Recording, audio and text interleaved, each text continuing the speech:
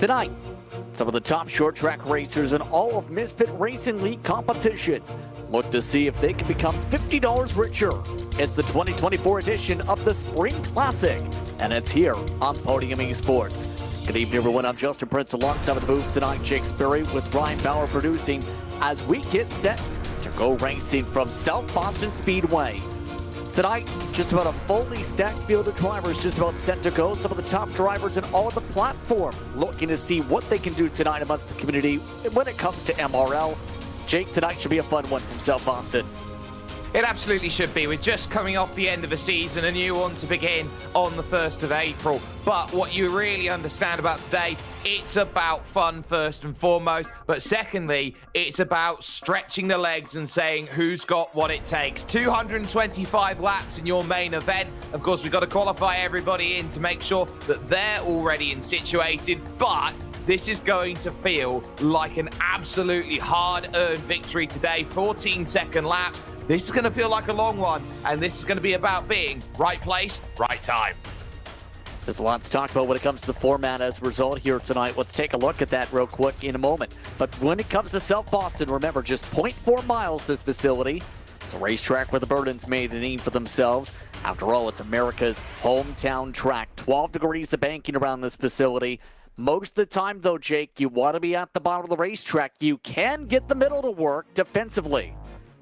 You can, and it's about pinching the lane that you get to find around these corners. You can run that bottom line. It is the most important line out there, but if you can run the middle, you're pinching middle to bottom. If you can take half a lane, you've definitely got that as a defensive track that's there to work with. Those 12 degrees of banking are going to be crucial in terms of getting that run, and just looking at how everyone's been pushing about here in terms of the practice efforts that they've all been putting in. A lot of laps have been run. It is so dusty and marbly on the outside of the circuit. It shows that everyone's trying to get as many laps in under their belt as they can. Here's that event format referred to just a moment ago. 32 entrants, the cap for today's event. We're at near the cap already. The top 5 in qualifying directly locked in the feature. Remember, though, it is single car qualifying. Each driver gets 3 laps for a chance to be able to advance directly to the top 5 tonight.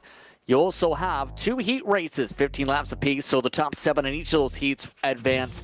The last chance race, though, if you don't advance from that heat, you only have 20 laps to get into the top 2. Remember, the winner gets $50 today. 21 drivers are scheduled to start for the feature, 225 laps. That's a lot of laps with an invert of 11 currently set by the sim. So there's a lot of cars to invert, Jake.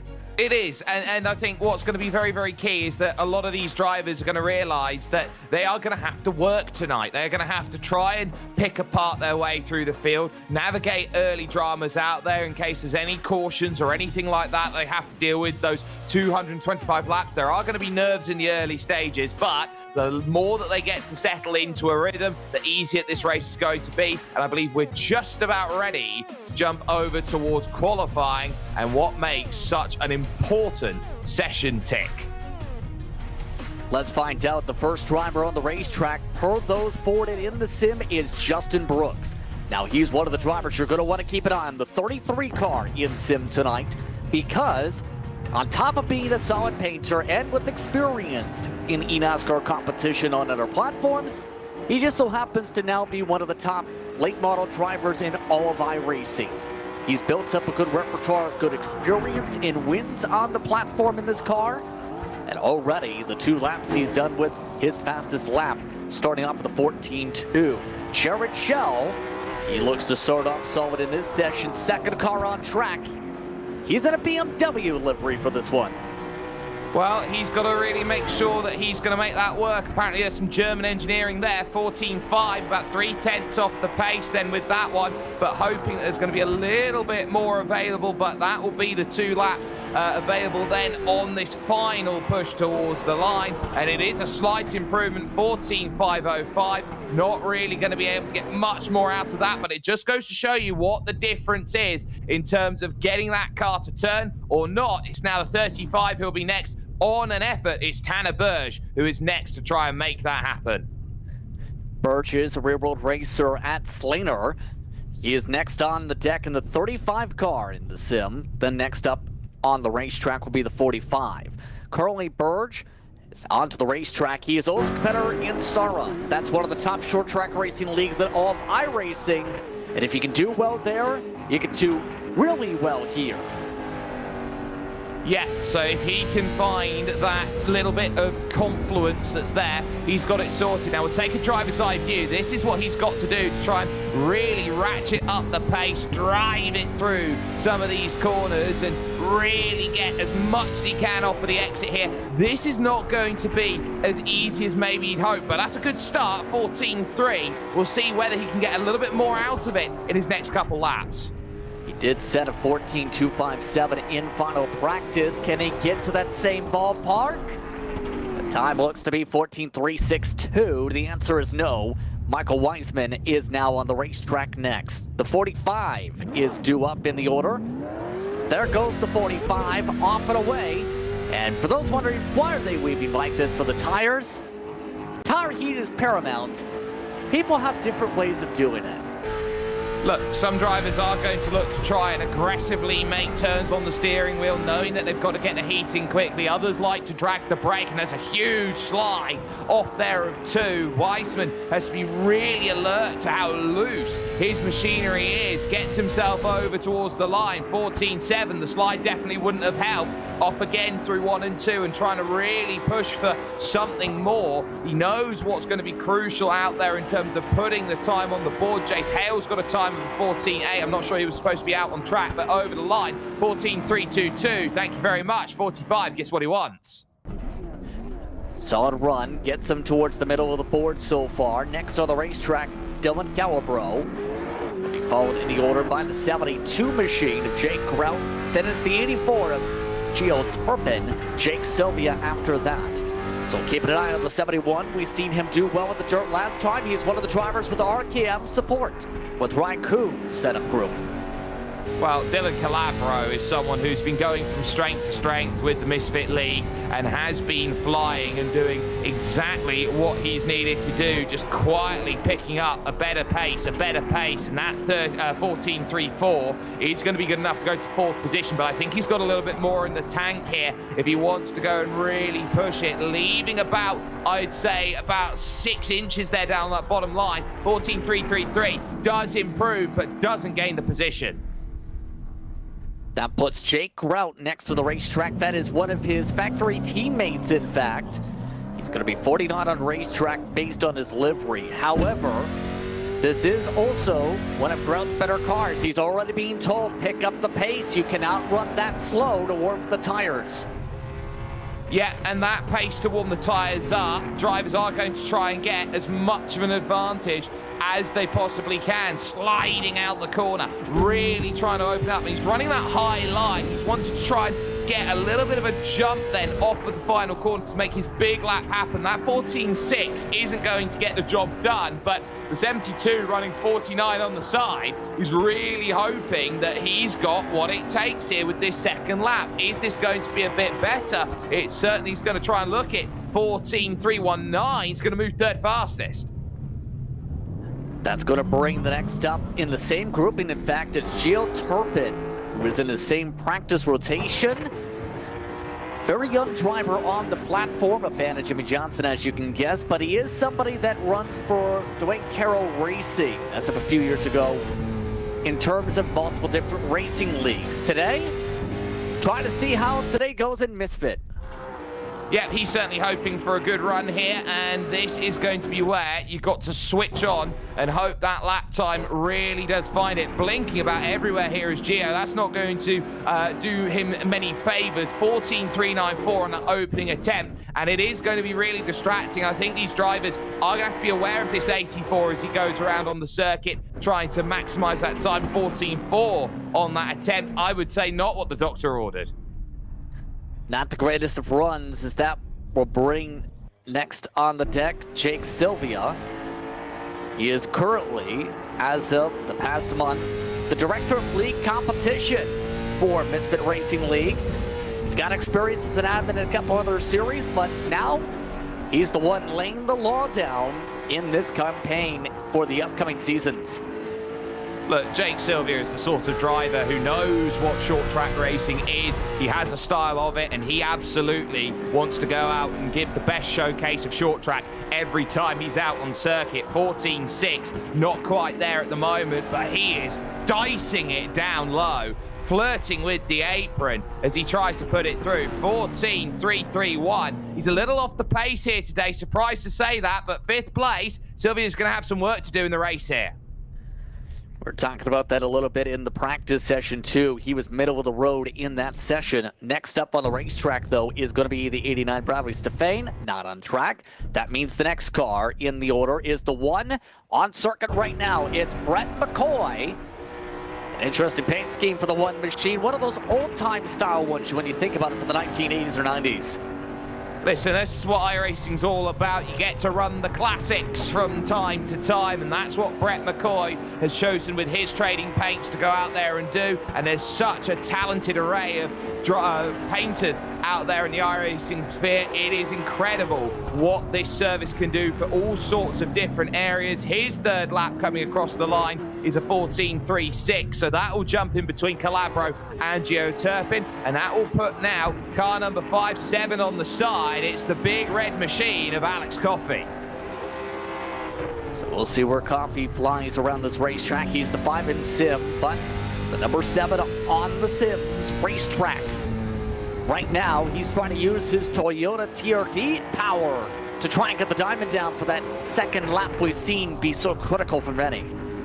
Yeah, everybody's been looking at building up the lap, building up the momentum. When you've only got 0.4 of a mile, you need a couple laps to get yourself up into the right range, the right temperature, the right ability to attack. 14.274, front row for Alex Coffey at the moment. That, I would say, is more than a cup of coffee. He's got himself very much caffeinated with a run like that. Casey Quigley is up next. And that means on the bubble, Michael Weisman to be those automatically locked into the feature. The bubble time, 14.322. Quickly in final practice, ran in the 4s. Can he find a lot of pace here? Well, that's going to be the question here. 14.4 doesn't necessarily say that the pace is there, but when you've got drivers running around race spec, they maybe don't have qualifying spec. That's a 14.37 out there at the moment, so that puts him behind Brett McCoy. So to get into that top 5, he needs half a tenth to jump up, but that doesn't do it. That's a 14.5, and Quigley's going to be on the outside looking in terms of times, and he'll have more work to do out there trying to put everything together. Towards the back, it looks like. Of note, Chase Hale appears to have qualified out of order. He was next up. Instead, it's Ed Papineau. Now for Papineau, his best time in final practice was also the 14.4s. Ed needs to find a lot of pace to be able to get into the show, at least 2/10 compared to his practice tempo.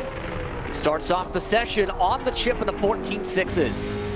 Yep, so he's going to need a bit more, and this is going to be a real key here to see how aggressive he's having to use the steering to try and turn in. Is there much counter steer? Yeah, there's a lot of it. He's really fighting. Try and get that time in, 14.56. Papineau's got a car that's very, very loose and wasn't really wanting to play ball on the power.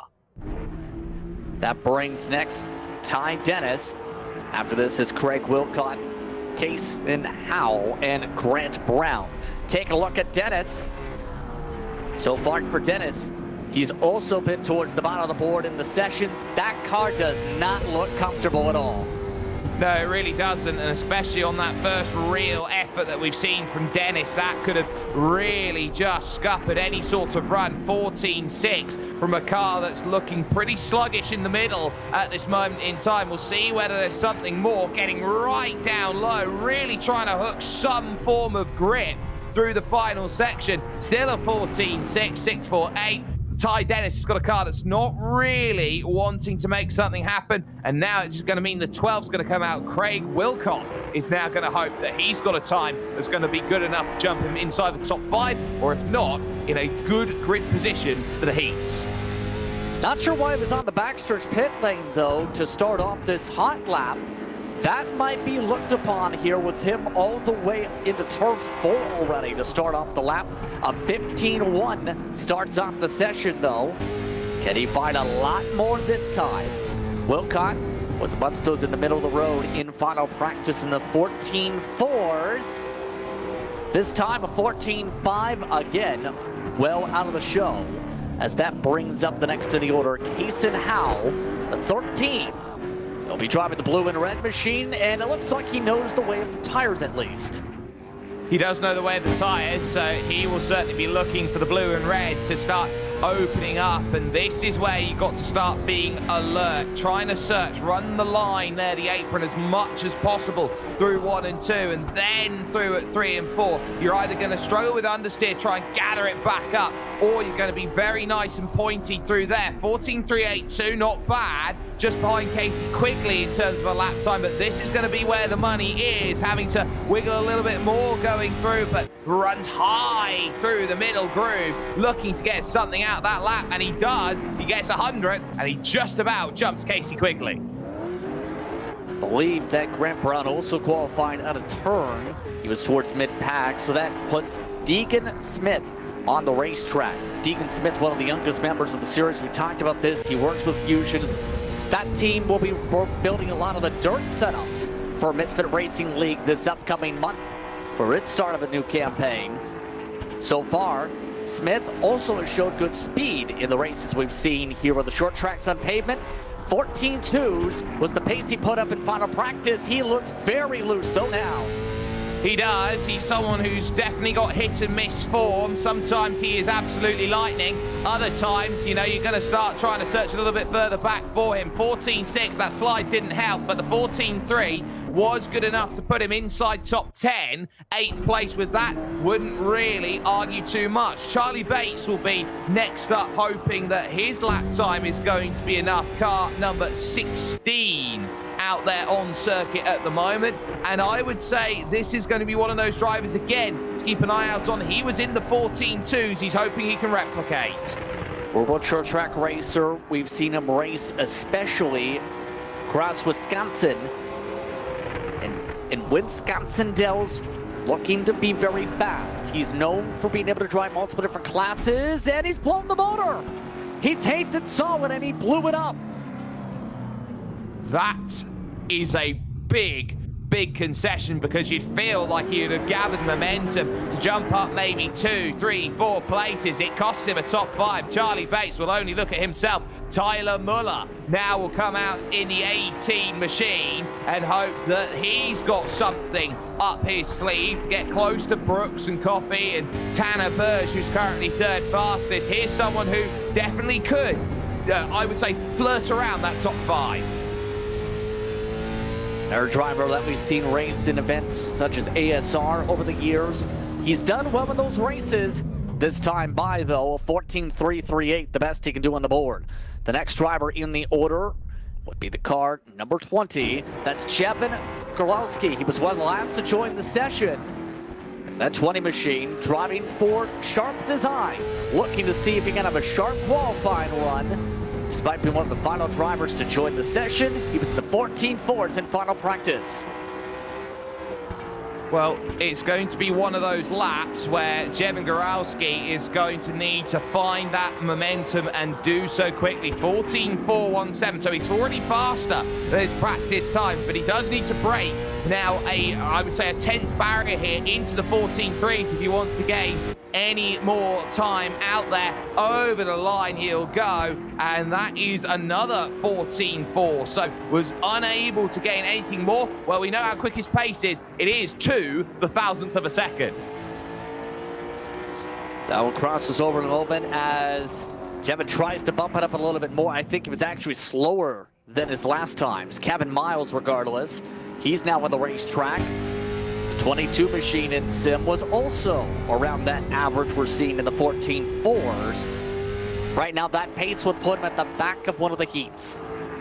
Well, he's looking for some pace. He's looking to try and channel his inner Joey Logano at the moment, trying to rush over towards the line. 14.610. That is further towards the back at the moment. Just jumps Ty Dennis, so he's going to need about a half a tenth to jump Ed Papineau and gain a little bit more out there. Miles hoping to get inside that top 20, and he'll find it with a 14.56, an extra place, P19. Still out of the show, though, based on the pylon. That brings up Nick Rayberg, who's due up in the 23. And it looks like he's off at a whirling. It's going to be 17 on a racetrack. You can see the tire efforts already at work. Already the field, including himself, being told, don't be that slow. Once again, already he's looking for the diamond line.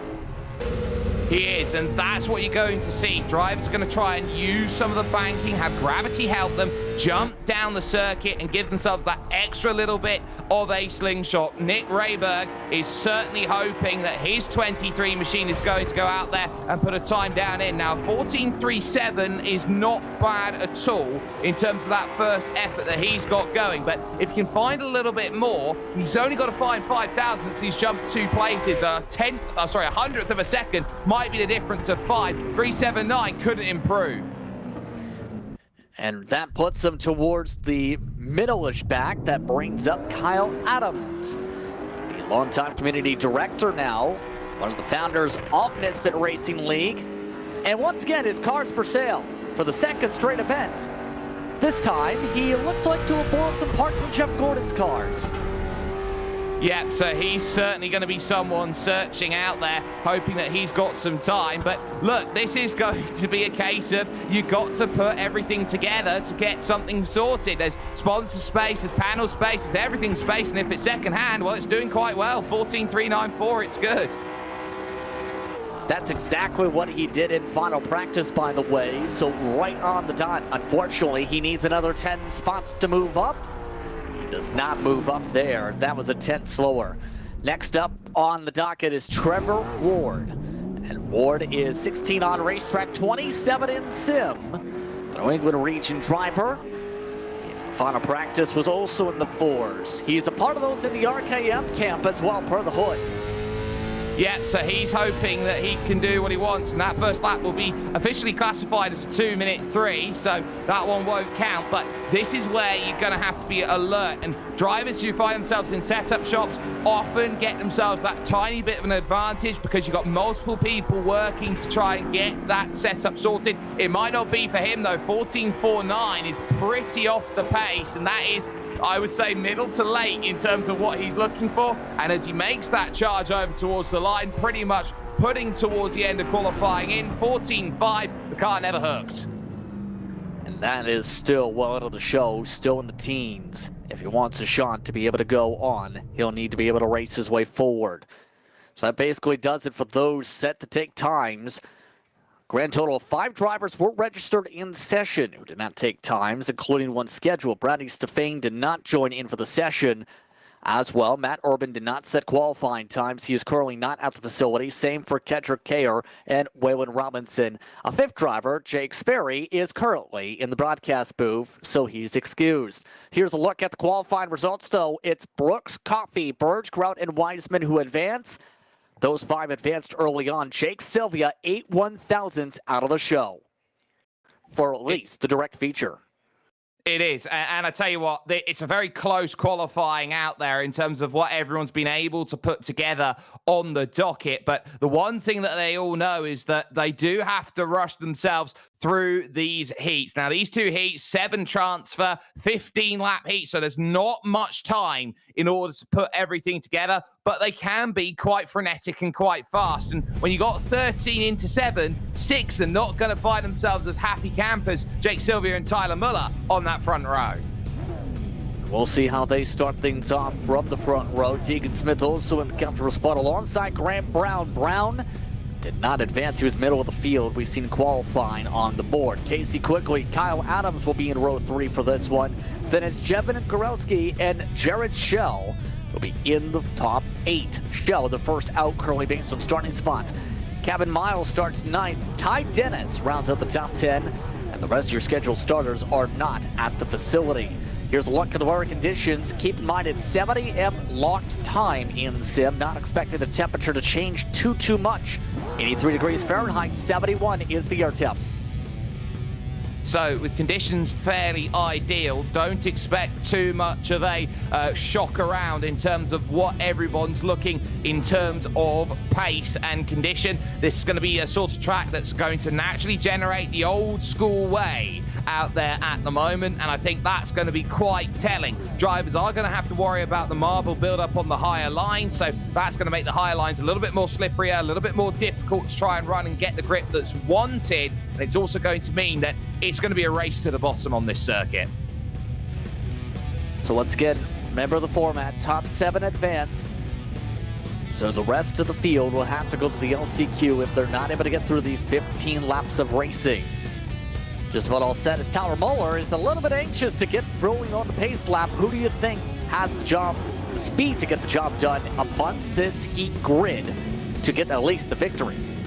Well, Tyler Muller had to be buckled up there on the start. Everybody was getting ready. He wasn't. He's trying to get those heat, or that heat, into the tyres as quickly as possible. Sylvia's got the easiest job in the world. He's at the front. He loves racing at the front. He raced at the front in the entirety of the Misfit League series that we've had going through the winter into spring. So I reckon he's going to get the job done. I think the big key, though, is who's going to qualify themselves in. That is going to be a case of Jarowski versus the rest. Watch out for someone like Kevin Miles looking to try and make some progress. Just a lap away from the start of heat racing for the 2024 edition of the Spring Classic. Misfit Productions and Misfit Racing League. All the lead up into the summer series that begins the first Monday of April. April the 1st, in fact, in California. Just about set to go for the first heat. It's Sylvia alongside Tyler Muller. 2 series veterans alongside to begin things off for the racing. 15 laps on the board. We're underway from Sopo. And a clean launch for your top 2. Already, Smith looking for second, a bit to the inside. 2 by 2 for most of the field. Grant Brown gets shuffled back to 4th. Muller just slightly tagged the wall there, coming off of 2, and again he's going to clip it coming off of 4. So Sylvia is getting the elbows out. He's covering just about 1 line at the front, but now this is going to open the door up. Watch out for Deegan. He's searching low. He's hoping he can take second away. Looking to try to wrap the bottom. Forced to check though as Sylvia gets loose. Sylvia having a bit of a tough time in the short run. This is exactly what we talked about a little bit. You're able to pinch down from that middle line. That's what Muller's doing, although Sylvia's pushing him up the track already. They've been doing each other off and on for 3 laps straight. There they go again. Yeah, this is as close quarters as it gets. Sylvia loves to take it to the nth degree, and at the moment he's taking it a bit more. Kyle Adams in the back very nearly had a spin a lap ago, but we managed to keep themselves together. But again, running that high line, Tyler Muller is just keeping himself a nuisance on that outside track. Pulls to alongside, rushing through 3 and 4, needing to get the power down early, not having that luxury, but he is making sure that Jake Sylvia is having to work this through at the 1/3 stage. Kyle Adams is currently holding onto the bubble spot for those curious. He's got that spot by about a car length and a half, in fact, down to about a car length over Jared Shell. And now some big smoke pop-ups. You can tell Shell's getting a little bit anxious back there. Just can't close the gap, as the reason for all the smoke is Muller's hit the wall again. Deegan Smith just about fully clear for second. Sylvia is up on top side. Yep, he's having to force there because, again, Deegan Smith is very happy just to poke the nose where some would say it doesn't belong, but he does just about enough. And as much as they are scrapping, they are also searching for the grip. And now, all of a sudden, front 3 fall back into line. Keep an eye out, though, near the transfer. Casey quickly side by side right now as Jarowski has made a really good run over the course of 8 laps, 9 laps here. He's looking to try and really rustle up some feathers, and he's trying to get through, and suddenly Jared Shell's going to realise that he's running out of time, and he has got to get close and hope that they're going to chalk up too wide, and someone like Kyle Adams right now is bottled up behind. Coming up to 5 laps to go. Right now, Shell trying to find a way to reach out to the outside. That seems to be the line. Adams defends it for a moment. Shell still can't poke the nose alongside the quarter panel. Quickly also starting to drop back top side. Now it's side by side for the 7th position, up to as high as 6, with Quigley dropping back and dropping back quickly late. Yeah, this is going to be a massive scramble, just as it is at the front. The best form of defense right now for Adams. Going to be attacked. Spin there in the back. That's going to be, I believe, Dennis, who has gone around there. Ty Dennis in the 11 into the barriers. He's gone off the circuit, so that means we stay green here for the moment. But at least as it stands, this is going to be close for. It's too wide pretty much everywhere with a couple of popsicle sticks left.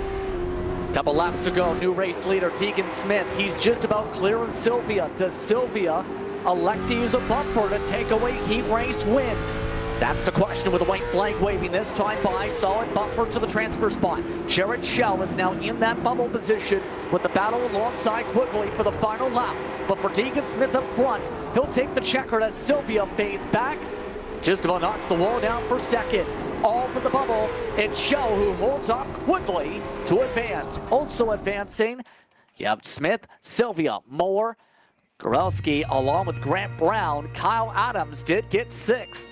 And in the end, Jared Shell moves on in the final spot to advance directly to the feature. Going home includes Quigley, Miles, and Dennis, or should say, going to the garage for the Consolation for one of those final chances to prevent going home next little bit. Pressure is on for those drivers. Pressure's on for these drivers to directly advance to the feature. Let's take a look now at heat number 2. Dylan Calbro just about set to hit the racetrack alongside Charlie Bates. They'll be on the front row of this one. They're both in the 3s in qualifying. Row 2 is Brett McCoy, real-world racer from Rockford. Alongside Case and Howe in the 4th position. Then it's Nick Rayberg in the top 5 alongside Gio Turpin. In the top 4 rows, Trevor Ward and Craig Wilcott. And your top 10 positions on the racetrack, Ed Papineau and Jace Hale. By the way, 2 drivers were scheduled to start in this heat who are not here on the racetrack, Matt Urban, Bradley Steffay. Heat 1, interesting. Heat 2 could bring some interesting moments too. Who are you keeping an eye on for heat number 2, Jake? I want to dissect Heat 1 because I think that was actually quite an interesting snapshot into what this Heat 2 is going to be. The way that Quigley faded late in that race, dropped himself, got caught up on the wrong side of the circuit. I think that if this is going to be another one that's going to stay 15 laps all the way green, I think everyone's going to be looking at who's going to have those tyres drop off in those stages. I'm thinking, okay, Craig Wilcott's going to be someone who's definitely going to want to try and drive through. But Charlie Bates is definitely the car to look out for. 16, of course, blew the engine in qualifying, could have had a lot more pace. He's having to really fight here through the heats. 1 lap away from the second heat of the day today. Remember, top 7 advance directly to the feature, meaning you have to stay out of those final 3 positions on the racetrack if you want a true shot to advance. With how things have looked today, we'll see how Calbro fares out for the front row. You have competitors that have raced together in Sara and have raced together amongst the team circuit for a bit off and on. And Calbro's in the wrong spacing. Bottom line checked up. Inside line crashes. There goes half the field. No caution yet. There it is. Brett McCoy in the wall. Nick Rayberg also in the fence. Black flags galore, as that did not go well at all. No, that is what happens when there is miscommunication. The green flag went and nobody went along with it. And just like that, there isn't much room here at South Boston. And everybody has a scramble to try and get around. Now, those black flags would have been passing before the green as everybody looks to try and get themselves turned around. And this is going to take a lot of decoupling to get everyone sorted. For example, the 17 is still stuck around trying to get that turn there. So everybody is just keeping themselves alert, and Nick Rayberg is really hoping that he'll get going. He's already going to fall about 2 laps down. Field's so spread out, he doesn't really have much room to turn. So already got an EOL penalty. You also have Ed Papineau having to come down to the pit lane amidst this sequence. We'll see how they deal with the penalties here from in-sim, because part of those penalties were simply trying to avoid the caution, if I'm seeing that correctly, Jake. The counterpoint is the inside line needed to go, but at the same time, it's off the leader's discretion. I think they're clearing them. Yep, that's exactly what they're doing. That's to be expected.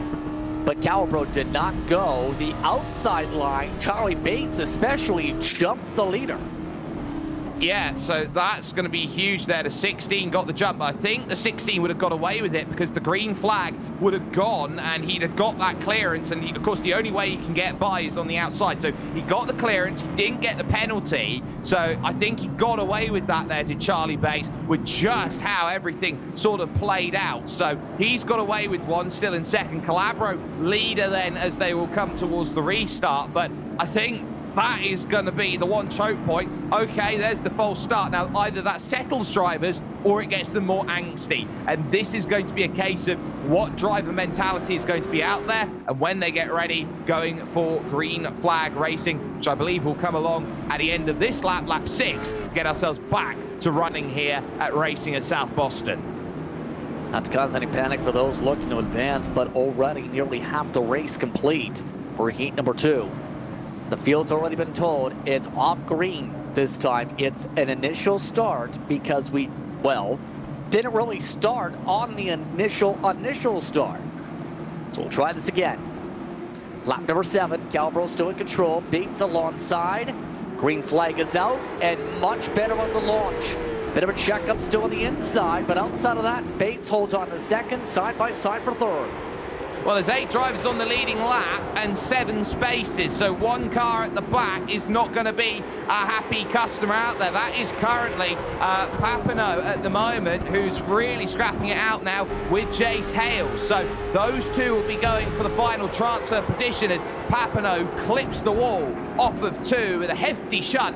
But this is going to be one where he's trying to pick a pocket, getting underneath to try and find it here on 9.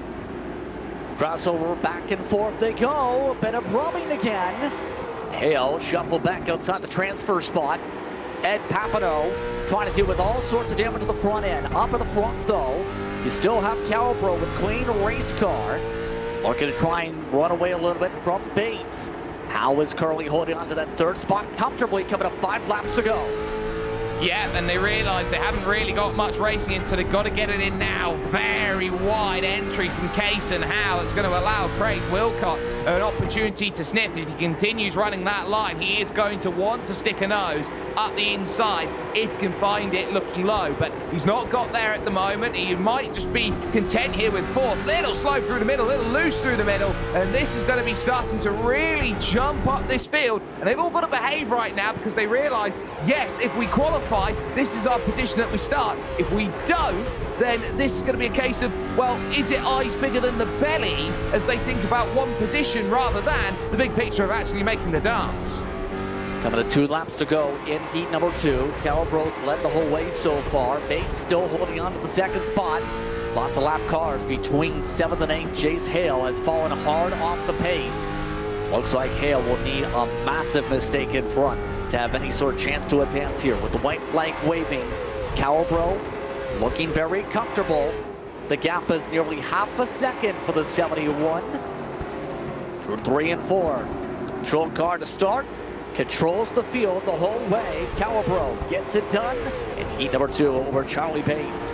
Some side-by-side amongst the lap cars, but outside of that, Case and Howe, Craig Wilcott, Gio Turpin amongst those who will be advancing. Also advancing director of the feature, you also have Trevor Ward and Papineau. Out to the LCQ, Hale and McCoy. Nick Rayburn 2 laps down, also in that same dignification. That brings us to the Consolation race. 2 advanced director of the feature. The rest of the drivers are done. So a little bit of pressure for some of these drivers because many of them were doing solid in a couple cases. Now look to find the pace they need to be at the back of the field for the feature. Let's take a look at the starting grid here. Casey Quigley, he got shuffled out on the final 2 laps of his heat race. He'll start alongside Jace Hale. Row 2, it's Kevin Miles alongside Brent McCoy. McCoy was running inside the top 7 before his incident. Ty Dennis, Nick Rayburn start in the top 6. The rest of the starters not at the facility. Quite simply, just be in the top third of the field in the show, Jake. Yeah, and that sometimes feels like it's such an easy statement. They've got an extra 5 laps to try and get it sorted. But I think the most important thing to remember is car 23, Nick Rayburn. didn't really have a chance to show what he had. Ty Dennis, Brett McCoy didn't really have a chance to show what they had. They're at the back of this group, and you're going to feel here, Justin, that these drivers who are further back didn't really show anything in Heat 1, in Heat 2. They're going to want to try and make a name for themselves. Even if it doesn't work out, they're going to be out there, they're going to be making moves. 20 laps up on the board, and we've talked about how normally you want to be on the bottom. It almost seems that sentiment is if you're single file, Jake. The top line seems to be doing well in defensive scenarios to a fault, or to a point. Yeah, it absolutely is. And running that high line, I think drivers are certainly searching for that grip, and they're able to pinch down and use that 12 degrees of banking, and it's making sure that it's the perfect range as they get themselves ready to go to green. Expect that outside to be a factor all night long. Quickly in control for the restart. We're underway for the LCQ. Clean launches quickly, wraps the bottom. Kevin Miles licks the stamp to get up to second. Chase Hale was not afraid of crossovers in the last race. Keep an eye, though, on that outside line. Rayberg is already looking for fourth. Yeah, he's certainly making early progress here, and he's trying to use that high line to an advantage, and now he's going to have to pick a pocket because the gap very much slowed up with McCoy running up high there as he went off of the corner, and now, oh, how wide do you want to go? Bang in the background. That's a hefty hit in sympathy for Ty Dennis. No caution yet. We stay green. Dennis is off the racetrack. We will stay green. Only a couple laps in, down to 5 drivers for 2 spots. Rayberg, so far the only one to make passes here. Hale already to the back of this queue as well with how unstable that machine's been. Hale not looking comfortable at all at the back of the field. Here's your last driver in qualifying on time. Yeah, and comfort is going to be down to setup here, and if that car is a bit too loose for his liking, especially in these cooler conditions, we're talking at about a track right now, which is 24 Celsius, so we're talking 70-something Fahrenheit. This isn't necessarily the warmest track in the world, so grip is going to be at a premium. It is very easy to get loose, and look at that. A search from Brett McCoy here on lap 6. He is desperate to get past the Joey Logano-inspired machinery in front as he hopes to get through in the middle. But look at that, it's planted. It's bus parking time, and he's going to get turned for his troubles. Caution flag is out. Around goes the 1 and the 22. And a little bit of displeasure showcased amongst them both. Kevin Miles and Brett McCoy running each other over with their bumpers. We'll see who they give the fault to, but it is McCoy who gets the EOL. He did make a dive under the apron in 3. Tried to go high, tried to go low, he said. He looked high, he looked then low, and then all of a sudden, there wasn't really a space, but there wasn't really a gap. He didn't really have any overlap, which meant that he could get certainly alongside. You're trying always when to say, oh, I had room, Justin, to get to that A pillar. That's the middle of the car. You've got to get about halfway across for you to really say, yeah, I had the line. You see, as he turns in, never really had it.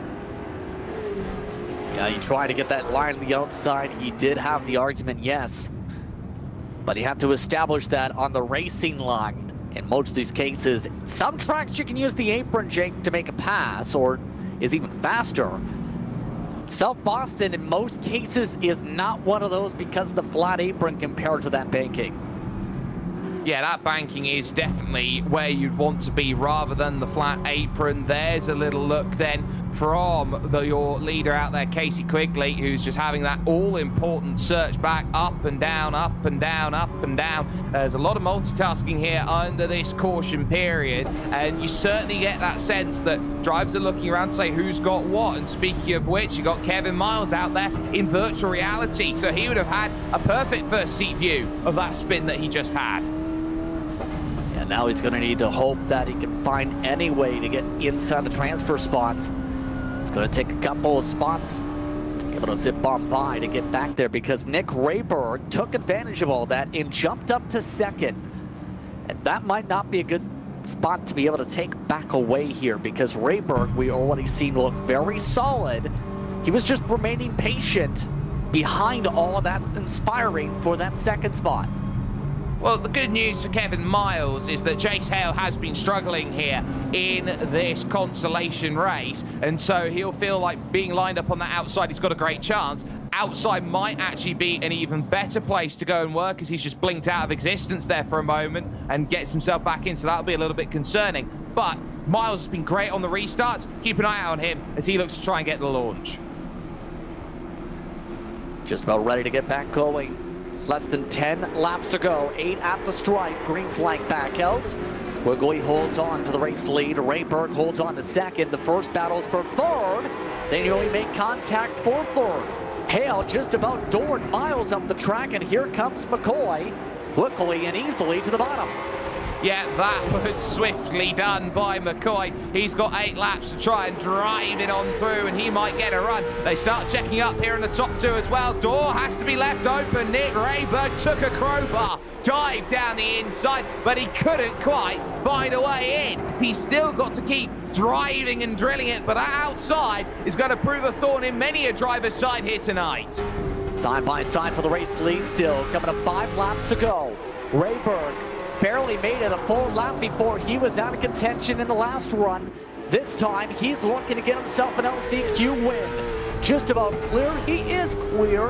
It is Rayberg into the top spot with 4 laps to go. Quigley now has to play defense on McCoy. Doesn't look too happy there, does Casey Quigley. Didn't want to lose that place, but McCoy has certainly got himself a very, very aggressive run. Look at this, he's trying to dive low, trying to pick it away. Door gets slammed shut with 4. Down to 2.5 laps to go. Now he's playing the blocking lanes. McCoy has significant damage, and now he moves up. Brett McCoy makes contact with Quigley, moves him out of the way, coming to 2 laps to go. No caution. We're still green. Well, McCoy wasn't very happy. He said, what lanes are everyone driving? It was overly defensive from Casey Quigley, and he was asking to be turned in that situation. White flag comes out. Rayberg with a mile, and for second, it's still on because you've still got everybody searching.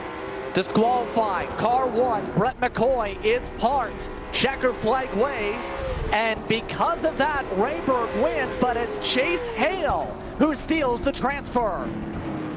Whoo, mama! That could have been one that went any number of ways. Chase Hale, I think, just about earned his way through by being the only car out there in that race there, Justin, to stay out of trouble. Well, how about that for one of the former racers in the NASCAR Youth Series, being able to move on. Wisconsin-based racer takes the final transfer. Nick Rayberg dominates the race in the end. Miles, Quigley, Dennis, McCoy are all done. That means one thing. It's feature time. Already the field making the way to the racetrack. An 11-car invert to factor in. So here's how they'll start. Remember, most of the field set either by the qualifying times or by the advancers. Top 5 advance directly, but those top 5 at qualifying have to start mid-pack here.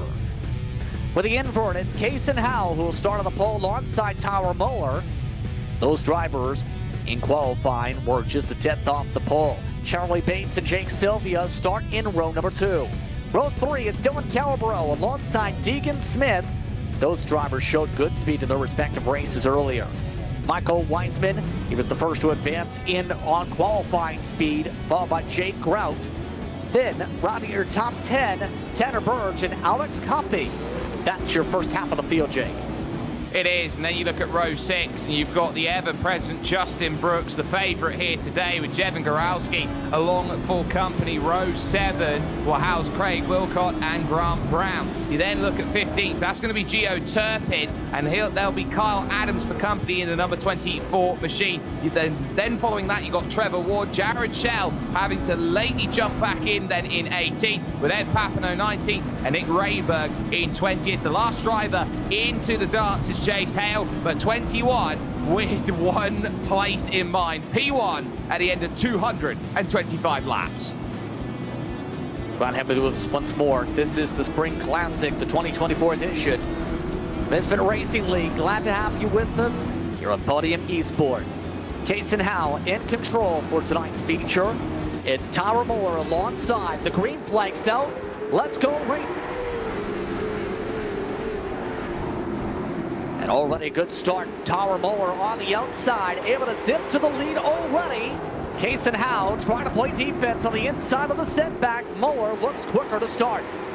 He certainly does look quick, and he knows that he's got to make some places early, build that gap. Those drivers, of course, who are 7th through to 11th here in terms of the race, yes, they are the quickest in terms of pace, but they'll be cold in terms of the way that they're racing out there today right now, because they've been so much in struggle, having to wait for everybody to get through their racing. A little bit of bouncing off of the walls there in the mid-pack, but it is starting to shuffle out. But now, backwards, you've got to start looking here if you're Tyler Muller, because that's Charlie Bates, who's just moved up into 2nd. Bates, we expect to be very quick in this one. Now with the track position, it's already put up a card length, to say the least, from Muller. He looks very speedy. Here's side by side, though. Justin Brooks, Michael Wiseman. Wiseman looking a little bit bubbly in the heart of that field. Justin Brooks already up now 3 positions with this pass on the 45. Well, a wise man once said, you don't want to be freight trained out here in a race like this, and there is the change for the race lead. Charlie Bates goes to the point. Case and Howe has to sit back in behind and wait, but you don't want to be on the wrong side of the train. It's so easy to be out of position for one corner here in a race like this, and you're outside in the wrong position for 3 laps, 4 laps, 5 laps, and you've lost 5 places. It's so quick and easy for that to happen, but everybody now is shuffling, everybody's now searching for places, and everybody's thinking, well, how much room do I have to maneuver in a race like this? Everybody's played ball very nicely through the opening 7. Nicely done to begin this one, with Bates still holding on to the top spot. Already Brooks continuing to pick up drivers on that backdrop. He's somebody to very much watch for. He's also opening up the door for others like Tanner Burge. However, remember, Brooks really started things off in the short track scene after the collapse of a certain console game platform. iRacing now has that console license for NASCAR, for reference. But he was a multiple-time winner in eNASCAR competition on the console side. You could argue one of the most successful, in fact, from the console side, outside of maybe Budafuco. I would say the one thing that he's done very well is translate those skills. Everyone looks at a racing game and goes, a game is a game is a game. Pace does I would say quite a lot, translate from game to game. But here on iRacing, it's the truest form. And this is what we're seeing. True pace is being found. Here's a little look then on board here, a little bit further down the pack. So this is going to be where you're going to start finding, okay, where is there a little bit of opportunity right now? It's all about the search. It's all about the pivot, and there's not really many lines that are opening up for drivers here in these early goings. You're just trying to make sure you get a nice clean run sorted and to situate where you are by about lap 150. That's when you really got to start saying, what do I need to do to get to the front? Green flag stops, remember, were a factor at tracks like Bristol last season. We'll have to keep an eye on that one today if it comes to that point, but even more so how the tires fare out. Remember, 2 sets of tires in the pits available for today's feature race. So there is those options available for compound. Some troubles towards the back of the field. That was Kyle Adams you're seeing for a moment. Got a little bit squiggly in this pack. You see him on the inside. This is Fernand Papineau. He's on the outside of the back end of this pack in the teens still. And these drivers getting a little bit squirrely already, 15 laps through. Yeah, and they are starting to just realise that, yes, we can race about a bit, but they've got 2 lines, and this isn't the widest circuit in the world, has to be said. You're going to have to leave a little bit of room and compromise a couple runs. 84 running beautifully there up high. That's Gio Turpin, but he does clip the wall there. 14 comes up to cover, and that's going to be big. And that's the key, trying to cover both lanes. 15 goes sideways there behind. That's not going to be ideal for Craig Wilcott there, sorry, in the 12. So that's going to be a case of going to lose a little bit of time. But we look further forward. Muller in 3rd, now has his eyes set on 2nd because they've allowed Charlie Bates to run away to 8/10. Now's the time you've got to move, and Justin Brooks already up to 4th. Justin Brooks right now is the quickest car on the racetrack by a couple hundreds a lap in traffic, mind you. I talked about this coming into tonight, Jake. The first thing I said when I seen Justin Brooks on the entry list, top of the board in final practice, he's your favorite to win. Tower Muller, already knowing so, says, go on by. Drive on by. It's an easy 3rd place for the 33. and take it to road racing, that's what we call yellow helmet syndrome right there, as reference to the legendary Formula driver Ayrton Senna. You've got such a name and such a reputation that you want nothing of it. You see the yellow helmet in your rear view mirror, you're absolutely going to move out of the way, and that's what Justin Brooks got that as a factor there. Why then the issues out there on circuit for Case and Howe? He'll drop 2 places, middle of the group, Jake Grout in 12th place. This is a huge pack right now. It's 1 clear and everyone else chasing. Yep.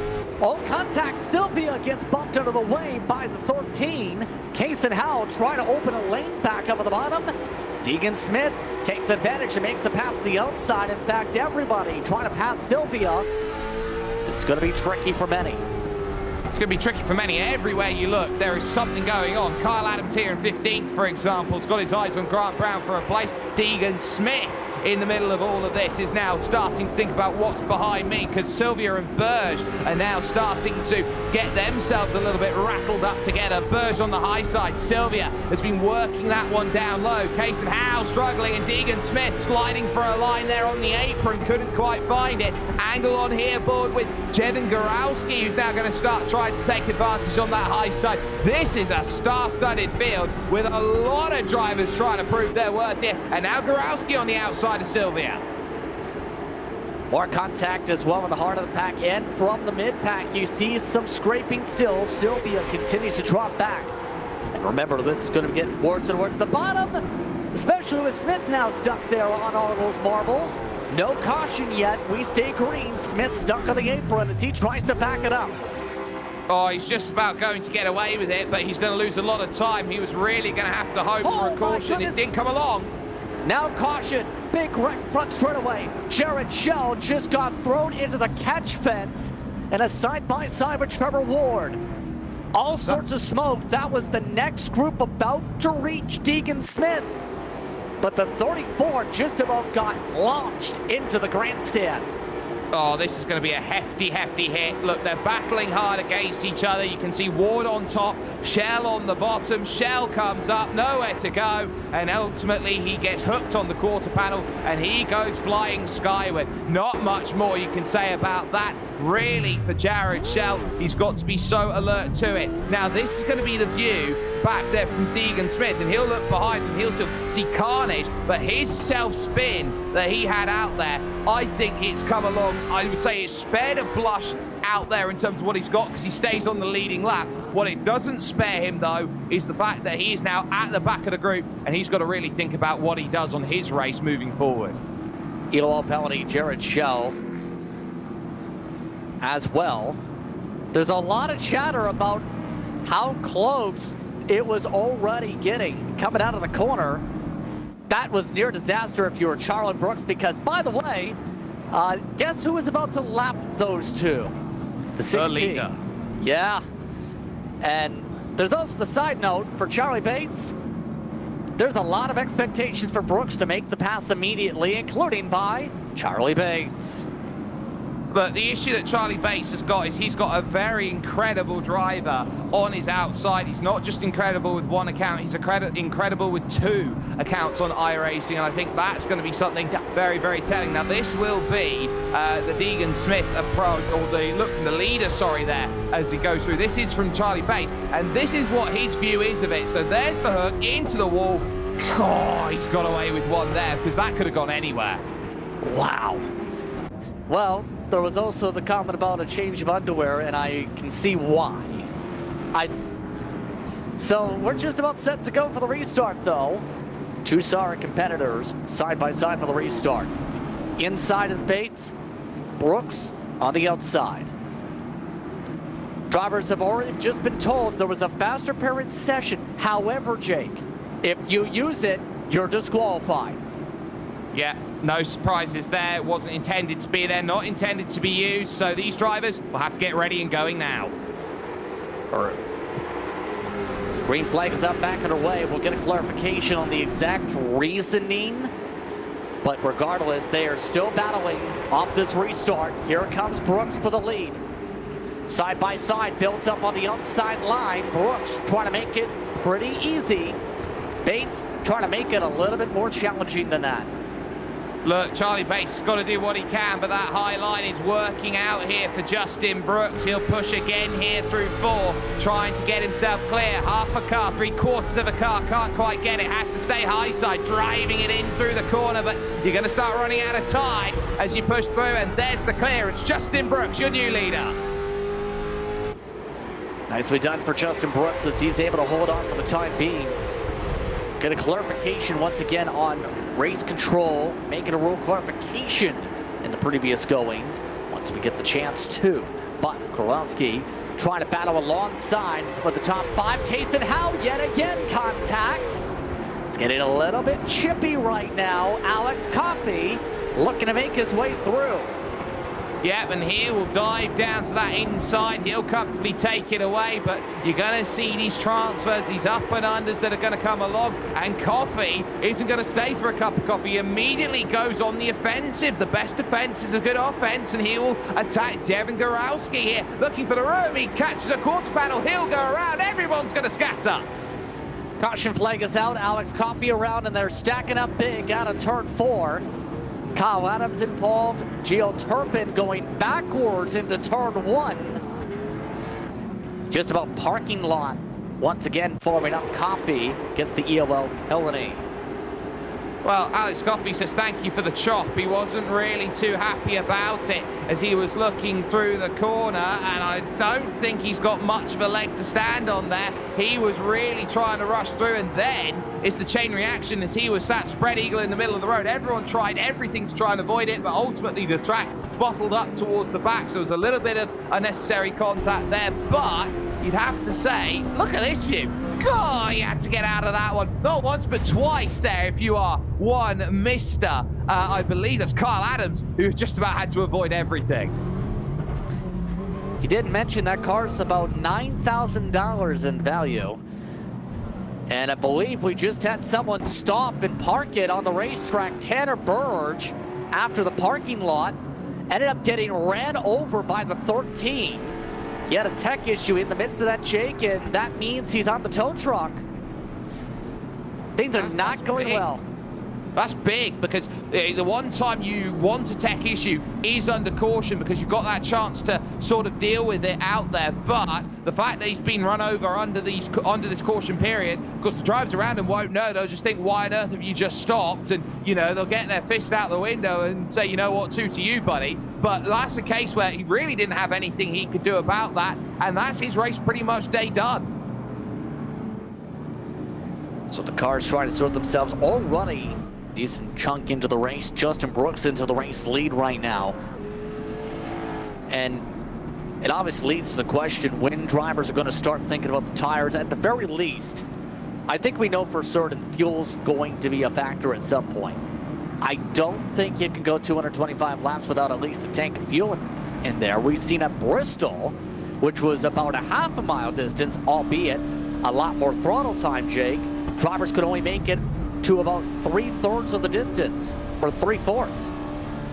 So it's going to be close. It is going to be dependent on cautions, you feel, because you've got to be a little bit loosey-goosey with how much you're willing to save, especially late. These caution periods are going to be important in terms of where they go, but you can't bank on these, and so you've got to just be very much alert and adept. Those who have looked to try and deal with damage early on in this race will have had an advantage compared to some of the others out there, because they would have been able to get a little morsel of fuel in the car early just to top themselves up to max. But as we get ourselves stacked up too far, we're getting ready again.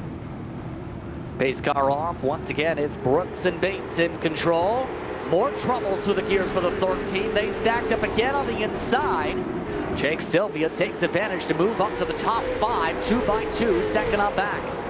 Yeah, that's Tyler Muller down on the inside, really looking to attack Bates, who tried to get ahead of steam off of the corner. Bit of biffo between the two, and Charlie Bates realizes he's on the wrong side of it, and now finds himself in third, still trying to push the outside line to the half. Can't quite get there, looks down low. Gorowski having a great race, but he slides it off the apron.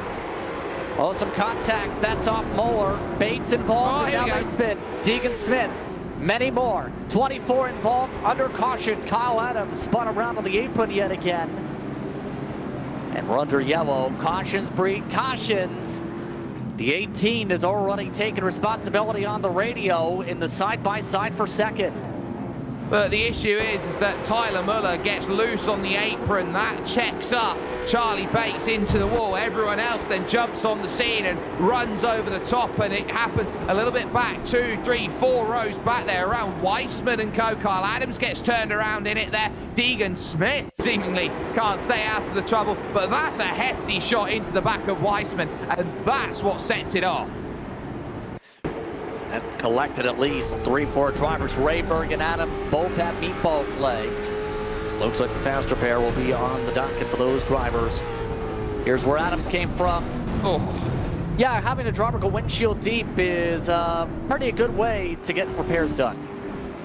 Yeah, there's a hefty hit, and I think the checkbook's going to be out from one of those drivers out there. Someone's going to be paying a meal receipt at some point. But that's going to be something where you definitely look about and say, it's the old adage. You get a caution, and everybody gets a little bit more desperate out there, and you get more and more, and they happen quicker and more frequently. And to break the cycle, everyone's just got to find a tiny, tiny little bit of chill out there just to make sure they're going to put themselves in the right place to go out and race with that effectiveness that we saw in the opening 30 laps. So the field currently getting themselves resettled in. No penalty being given out yet, at least. Muller still in second, Justin Brooks in the lead. You know who's been fairly impressive in this? 12th to 3rd, the 20 car. He's the first out of the invert spots and is just about to start his front bumper doing so.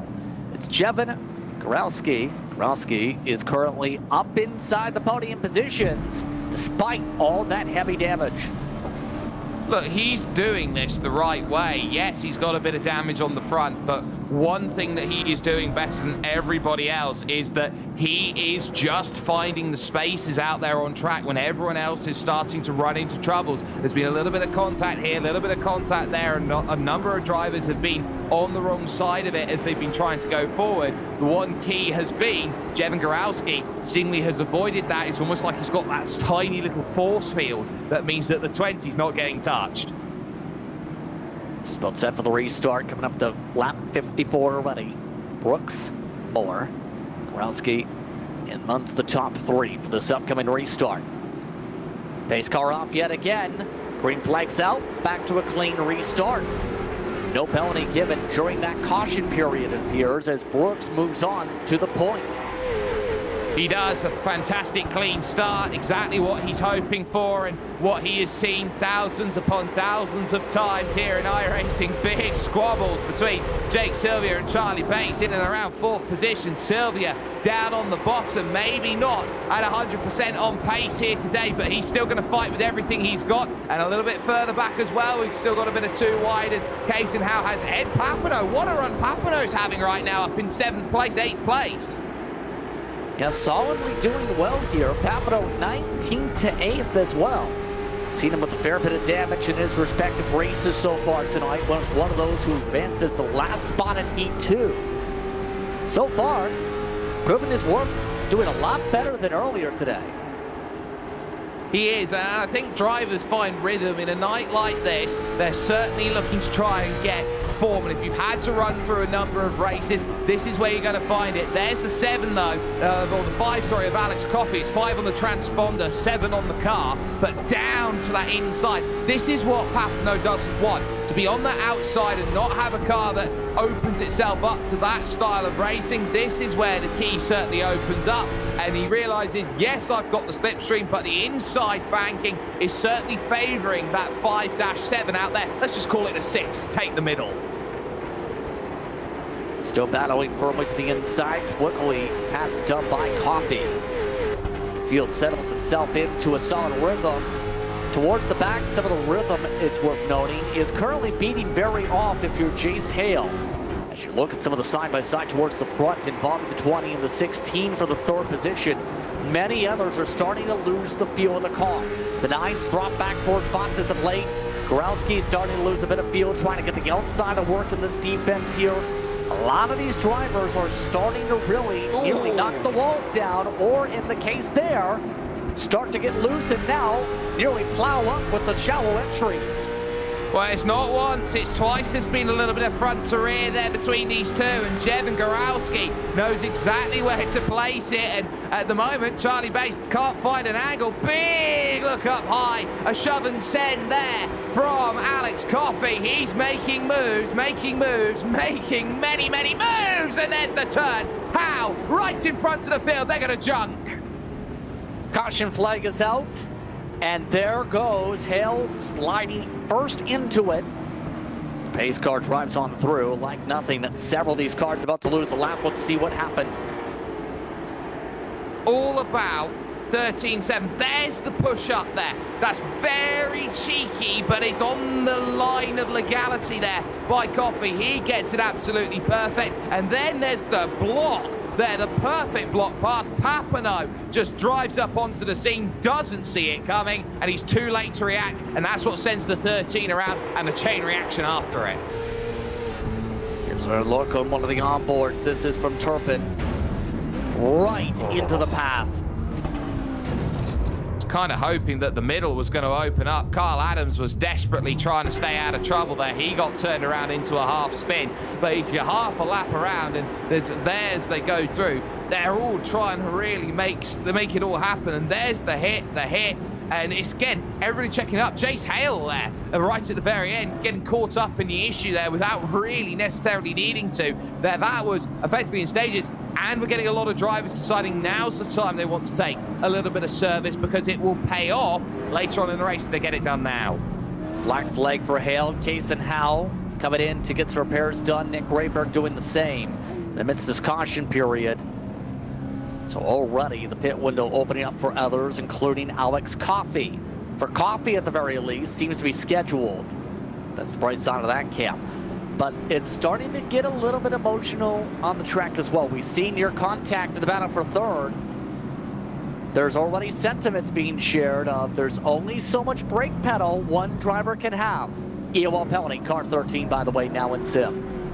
Yep, so that'll be Howe pulled to the back of the line. So that's going to be, I guess, not what he was certainly hoping for out there in terms of that. But that is Charlie Bates not being happy with Jevin Goralski. He's saying there's only so much brake I can use because he is absolutely marauding onto the back of Jevin, who's not got as much pace. But Jevin is using his car as the perfect brake marker at this moment. He is just managing to stop Charlie Bates from making that move. The good news is, if Charlie wants to get around him, this restart's the best time for him to do it. He'll be on the outside, and he'll be looking for a little bit of movement from Tyler Muller to give himself the opportunity to rush off. Just well set to get back to racing. Brooks, still your leader. Much earlier of a launch this time. We're back in a... Rowski stays in the third position for now, side by side for fourth. Jake Sylvia starting to hang on that left rear a little bit, trying to get a nose ahead now with the black and pink machine. He leans on Bates.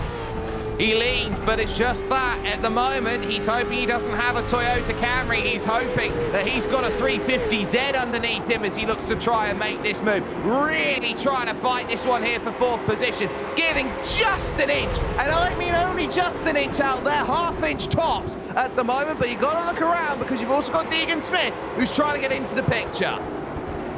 One driver having to come to the pit lane. We stay going, lap traffic ahead. Side by side as Jace Hale is about to be lapped by the leaders, and this could become difficult because where do you let lap cars go when you're side by side? There's not really a place to go when there's walls on the straightaways. No, that is very true, and for Justin Brooks, he's going to have to dispatch this pretty quickly because Tyler Muller, through that last stint, and actually through this one as well, is keeping him honest at this moment in time. Caution comes out, though. Back of the field, Tanner Birch involved. He also has Gio Turpin in it. Turpin was running 13th. Let's see what happened. Oh, they all checked up behind the 14 as Grant Brown, who was in the middle of the corner, directly behind there through was Gio Turpin, who had nowhere to go, and into the back went Jared Shell, and everybody started careening about. Sixes and sevenths they all went, and in the end, Burge was one of the drivers to get through. Again, Kyle Adams seems to be caught up in the middle of all of this. We seem to be going to him every time there's something happen. You can see, here's the check, there's the turn. Where do you go? Just about gets on the binders and avoids everything. And immediately, with the time to the caution flag and the cause, Jared Shell, second strike already. The next incident he causes for a caution flag, he's done. Quite simple, 3 strikes and you're out. It's very easy to remember. It's the same as baseball. And at the moment, he's on strike 2, ball none. So he's going to need a little bit more help out there, and he is going to have to keep a very low profile for 150 laps. Of note, Coffee back to the pit lane this time. You also have Grant Brown in the pit lane. We're down to 13 on the lead lap here for the Spring Classic. Just Prince Jenksbury still with you here on Podium Esports. Brian Bauer producing, and what has built up into a lot of attrition as of late. And we talked about tire sets available. We talked about fuel available. I believe the reason for the discussion earlier was less about the faster pairs that just so happened to be the main focal point for many at the time. There was also Charlie Bates, I think half-jokingly, trying to ask about moving the leader out of the way and paying winnings. They said if that ever happened, you're done as well. In other words, don't wreck the leader for the win. That is very true. You are racing for $50, but, you know, this isn't outlaw. This isn't a case of there are no rules. If you move him, you move him. You know, you got to race with a modicum of decorum, I think's the right way to say it. Everyone should be still exchanging their pleasantries and their greetings cards and saying, hey, we're still out here. I'm you, you're me. We've raced quite a bit together, but I don't think anybody wants to be in a position of saying, you know what, we're going to shove someone out the way for the victory, especially not number 33, who has looked infallible at this moment at the front as we get ready for lap 80's restart. Back on our way. Justin Brooks, clean launch again. This time the outside didn't get it going well. Charlie Bates opens the door for 4th with the result of checking everyone else behind him up. Yeah, and that's how quickly the lines definitely seem to blur at this moment, because all of a sudden it's Deegan Smith who now makes the move on Sylvia. You've got behind that Michael Weissman and the ever quiet Jake Grout, who actually gets tapped, trying to save it. He wrestles it so well. That was very much a case of holding a bull by the horns. Grout continues in the 72 behind Weissman. Well, what's the saying? Right in the background. Caution flag is out, is now the saying. Indeed, as Papineau's in the wall. Many more collected. That was side by side with Craig Wilcott, it appeared that time. And yet again, cautions breed cautions. Who needs Christmas cards when you can just give someone a bumper? Papineau's going to feel unfortunate about that, because he slid himself into the corner and realised that he ran out of room pretty quickly. Look, he dives down low, he's trying to get to that high line, the gap just shuts on him, and everybody else just runs over the top. And in that situation, you know, that's so aggressive with the amount of drivers there in behind. Case and Howe finds himself just on the wrong side, batted back into harm's way, and effectively he was the fly on the end of the fly swap. And another caution on the racetrack as a result. Lucky dog this caution for those curious. Believe because those involved in this still trying to sort it out, in fact, because it's Jared Shell. There were so many drivers with contact, at least at the time. Every driver 1 lap down at least got into that, or at least bumped somebody at the top of the yellow flag. Jared Shell, who came down the pit lane under green, is getting a lap back. Yeah, so he's done very well to gain that lap back, and he will be one of the fortunate ones. And that happens sometimes, you know. You get a little bit of bad luck early on, you start getting on the wrong side, but look, a race gives and it takes away. It's very much a case of a 5-part Shakespearean tragedy, and you know, where you have one area of the race where it goes completely against you, you're going to get that one area back. Now, there is one car that is stopped there on the side of the road, just trying to catch who that was there who was stopped, but ultimately that's going to be someone taking a tow, I would believe. Ed Papineau is another one of those drivers who's having to hold back and wait, but Sylvia, first of the real leaders to come in and take a stop. Strategy on the mind, and that might be enough for him to make it on gas. In fact, that might be the big brain move tonight. Look, if he goes now and the race is going to continue under this sort of style. The one thing that he'll be a little bit behind on is tyres, but the one thing he'll certainly be ahead on is fuel. And if he can build up a margin off the restarts and not have to worry about those who are behind, I think that might actually be quite a clever decision. If he's not got the overall outright pace, he's going to have to do it on strategy. That's the only way he's going to win it. Almost set and ready to go yet again. Justin Brooks continuing to dominate on speed so far. Oh, the outside line trying to make the jump. That's the short track cheeky move we've seen on iRacing over the years. It still doesn't work. No, I think he had to really check up there, did Muller. He almost had that one sorted, but he's got away with one, but not going to get the position on Brooks, and that's going to wake him up on the next couple of restarts out there. Front four have certainly put themselves into line. You look there back, that's Jurowski trying to search through, and his continued race with pace. He's going to get into the side and slide, and he'll fall back in line. A lot of drivers wanting to move each other there. Charlie Bates, remember, said only so much brake I can give you in terms of avoiding contact. Now he's up to the top three. Here's this look from inside the 88. This is Sylvia. He's watching one of the many side-by-sides. That's Coffey and Adams in front. You also have Jake Grout and Michael Weisman up the road. Sylvia looking like he's just playing the patience game, just waiting for a hole to open. Well, he's got to find one way past one Jeff Gordon-style car, one big red machine a la Casey Kane, and now here's the look on the outside, and again Carl Adams realises that he's going to have a completely white side of his inside left if he's not too careful and continues running that line. It's getting closer further up in front. Weissman having a little bit of a big search out there at the moment, but as things stand, everything just about falling in line. Here's the search back down on that low line in car 72. That's Jake Grout. Grout still taking a peek underneath the 45. Weisman so far has held on solidly into the heart of the top 10 all night, despite some of the right front damage. He's one of the teammates to Bates. He's nearly been clamping the wall down much of this run as well. These drivers getting massively tight off the corner exits here with the speed they're carrying.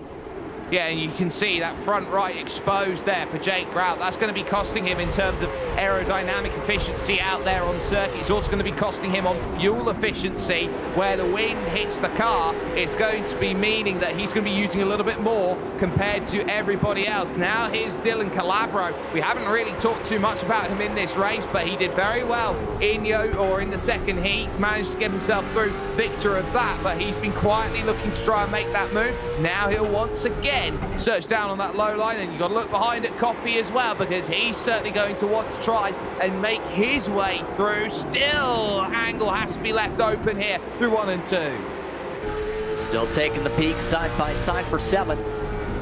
Teammates on the sim side trying to collaborate together.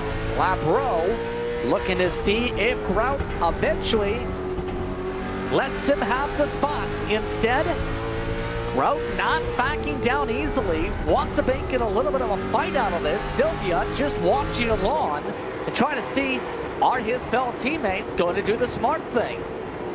Well, teammates only mean so much when it comes to racing like this. It's everyone for themselves when you're talking about $50 on the line. So how badly do you want the $50 is the main question here. Calabro still pushing on though. Grout not wanting to give this one up, not one bit. And all of a sudden it's about where do you go? I think his eye's bigger than the belly here. If you're Alex Coffey, he desperately wants to get by both of them. But this is not the sort of circuit you want to go 3 wide at.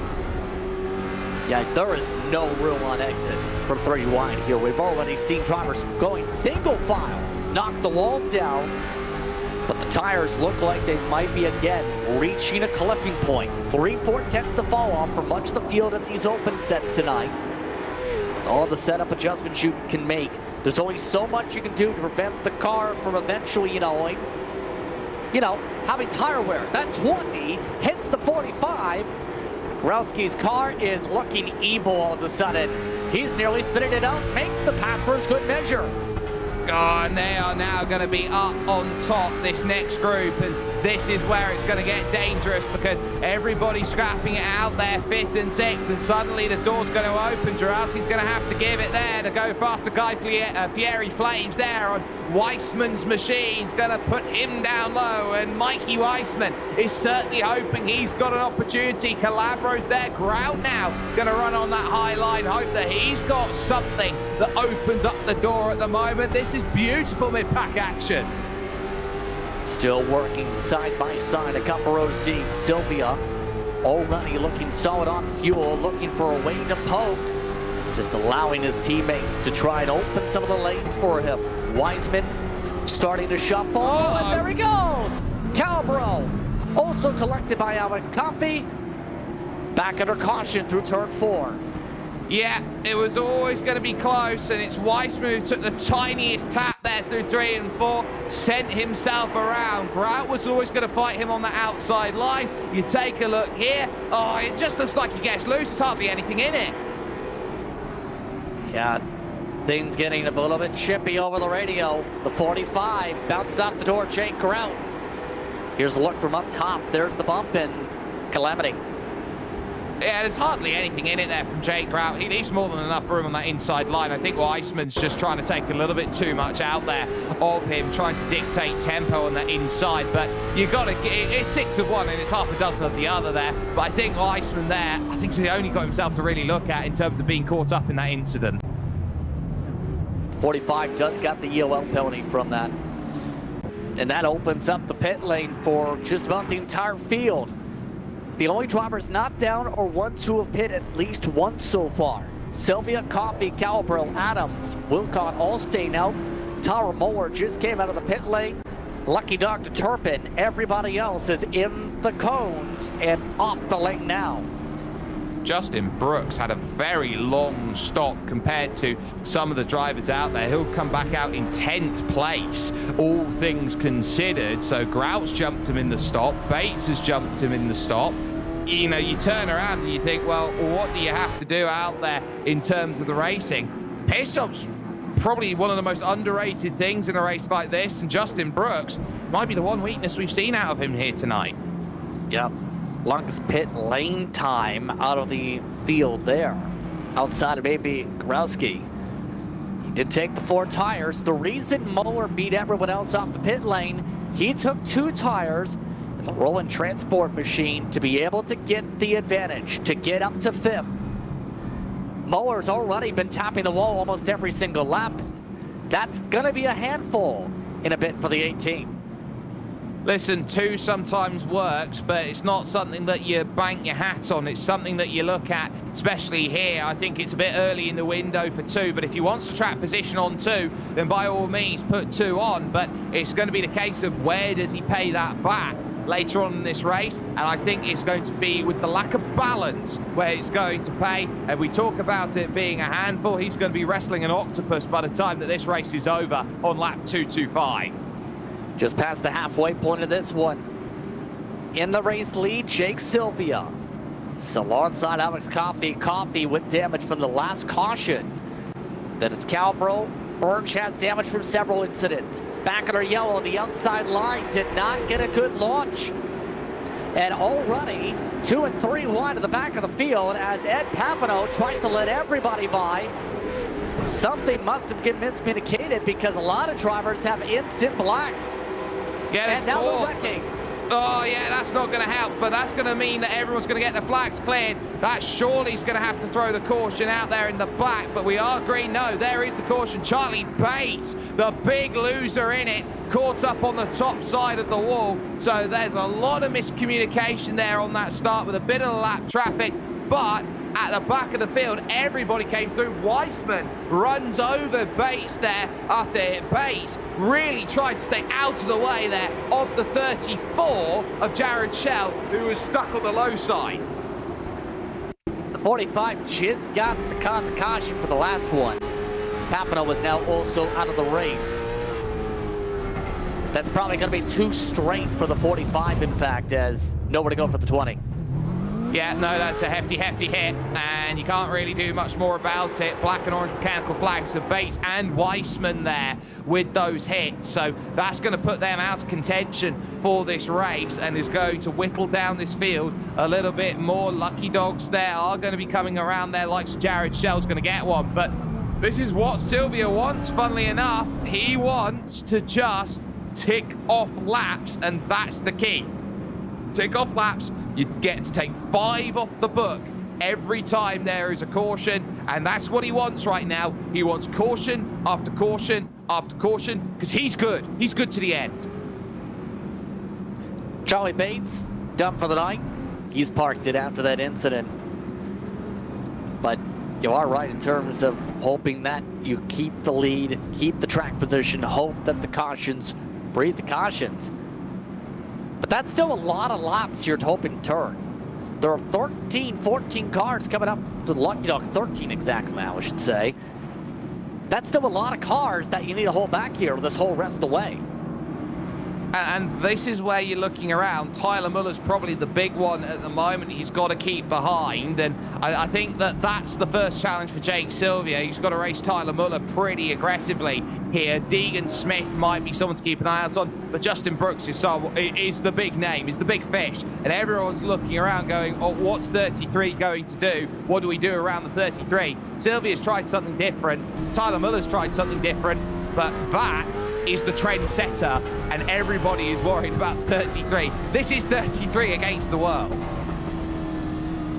Coming up to the restart, Justin Brooks is currently in the top 8. Just alongside Kyle Adams. That front row is still Sylvia and Coffey.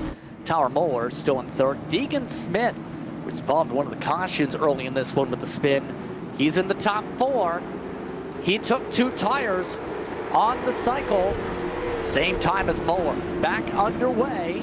Muller looking for 2nd immediately. That 7 on track 5 in sim for Coffey does not seem to be running well with, you know, a lot of damage in front of that entire nose grill.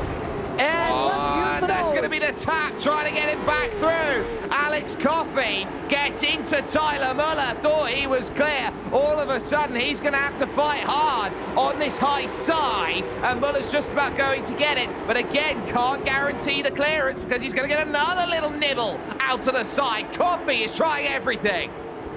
Technical issue for a moment for Muller, but he's still able to give a little pinch down. Coffey giving him some brakes, though. All well, Smith tries to close up a little bit on the bottom of the racetrack. Gets grounded his tire tracks. Muller able to shut the door this time. Grout. This time, going to see a little checkup. Little space from Coffey, now with the pass clear. Yeah, he's got it there, but he's lost a 2nd here to Jake Sylvia up here at the front. Exactly what he was hoping for out there in terms of strategy. There is some side-by-side behind us. There's Kyle Adams at it here with Justin Brooks. Brooks now looking for P6 out there. He's already got 3 in the early goings of this stint, so he'll be happy with the way that he's marking his way forward on board with Gio Turpin, who's there just behind, and Pronto Jojo. You need to find some pace to get up to those drivers. Try and follow in the wheel tracks there. Look how much on the edge there that Brooks is. It's so on edge, it's almost in line. He's driving it loose, and he's got so much control there, Justin, on the edge, the limits of grip. Still able to hold on firmly, though. Justin Brooks to also move up to that 6th position in the midst of that, as they continue on with the run. Still lots of time to work with here in this one. We're already under 100 laps to go, mind you, in this race. All of this is building up still, up towards the front, with the top 3 running the 14.7s. Brooks, with making passes, is up to a 10th quicker. Yeah, it is absolutely sensational how he's able to thread through a lot of these moves. We look further back at Weissman. There is Brooks. He's already dispatched of Jake Grout, the 72, with his transponder, and he knows how important it is to just pick them off one at a time. He's reeling in that group for 2nd right now of Smith, of Coffey, of Muller, and Muller's 2 is certainly not doing much out there. Look at the revs there. He's staying in around 7,200. He He turns in and down as low as 5-2 as he went there in through 1 and 2. He has the setup near perfectly too, you can argue with this one. Good car control, not hitting chips, so he has the right gearing to be able to optimize the speeds. As compared to a lot of the others we've seen early on who were right on that chip by the flag stand. Right now, Coffee, he's still holding on the third despite all that front end damage. The Carpies machine still making that ink go slidey slide. Eventually, something's gonna have to give. Deegan Smith is nearly bumping into him now. But he's trying to look low, he's trying to unsettle him so he can open up that channel, and that's sometimes what you've got to do here in short track racing, is that you've got to be a little bit coy with the way that you've got to make that move. And if you're going to keep being coy, well, Deegan Smith's going to say, I'm going to play Go Fish, I'm going to want to try and get this move done on the inside. Well, Go Fish, you're going to have to wait another lap. And already Brooks quietly walking his way back up to these drivers. Just continuing to just run his own race. I know we emphasized him a lot so far, but he's been driving that car like a Cadillac. Hence why there's a Cadillac logo on his manufacturer spot. Look, this is more than just a General motor. It is exceptional at the moment from Brooks at this point. He is certainly on top form at this point, and everybody else knows it here. With 88 to go, slide for Jarowski there in front of Michael Weissman. 8, 9, 10 starting to open up here with Gio Turpin. Welski's trying to still play some defense though.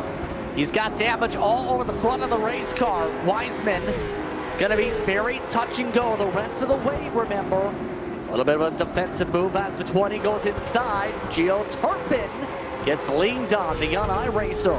Able to hold on to the outside as the 20 tries to use up all the track.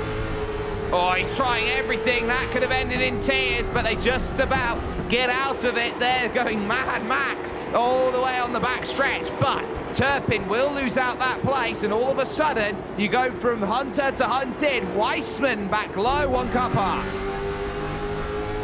Craig Wilcock coming out of the pit lane. We stay green. He pit under green and lost a couple laps. Smart play to move away from joining to the racing line. Still, Justin Brooks, you see him on screen, still running behind Coffee. Deegan Smith let him by easily. Coffee isn't going to do the same because Coffee's also a short track ace. He's one of the series regulars, and he is amongst those, you can argue, who's in a solid skill set. In general, Coffee's really good on the short tracks as a whole. Look, the question is, who are you going to race with, who are you not? He takes a tap from behind there. Brooks looking for the high line. And it's like you said earlier, middle line taking here. He's now starting to take some chances out there, I would say, is Coffee, because he realizes the moment Brooks goes high, I take the middle. The moment Brooks goes low, I take the middle. Real short track experience when it comes to riding in late models. Let's rise in ISMA competition. Some of the fastest cars and super modifies in North America. He's still trying to play the defensive card. Brooks not wanting to use that bumper, but he looks like almost ready to go underneath the bumper with how he's carrying the speed apex. Look, he's going to have to go to something at the moment. He's prioritized so well, and look at that. He's just been waiting for that opening. 3, 4, 5 laps of staring, and now he'll get 1, 2, maybe 3 laps of alongside trying to get this sorted. Coffee's going to have to go all the way on the outside as, mind you, it goes on for the race lead. Sylvia and Muller have started to close. Sylvia's tyres now starting to let go. A full second closed down now by Muller. So you have the battle for the race lead, bumper to bumper. Now Justin Brooks, one of the fastest cars on track, right behind. Coffee trying to get the diamond down, couldn't. Here's a look from Sylvia. Sylvia doesn't seem to have the rotation to cut on corner exit like he had before. He's the farthest out of anybody in terms of tire stints, in terms of fuel stints. He's just trying to hope he can play defense for another 75 laps. You're asking for a miracle out of him if you want him to see a win. but here is someone who gives 100% at everything and leaves no corner unturned, and it is middle of the line. The 11 can't get the angle there. Sorry, the 18, Tyler Muller. Muller's trying everything, but question is, does Justin Brooks have anything right now, and is he going to start wanting to wake up and sense that he's got a chance? The blinking's not going to help him out there at the moment, but he's got a car that's on rails. Those two up in front are running the middle of the road. Brooks is the only one who can consistently run on that low side with pace. Sylvia slides in. Sylvia having a hard time out of turn 2 yet again. Muller already trying to take some peeks, not able to get alongside yet. Justin Brooks starting to get a little impatient. A lot of chatter on the radio about the rubber from that 11. He's alongside. Brooks and wants traffic to go.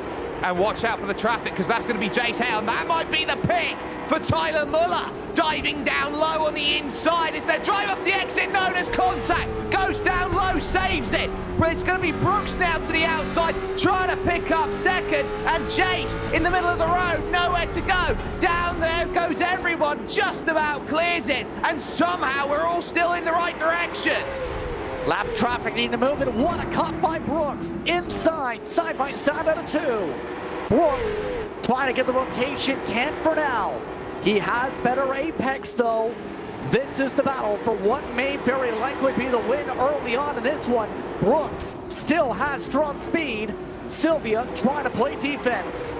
I'll tell you what, Jake Sylvia is doing very well on that outside line, seeing as he doesn't have the advantage compared to Brooks at the moment. But again, it's just creeping and creeping and creeping. It's half a car side by side as they head through 1 and 2.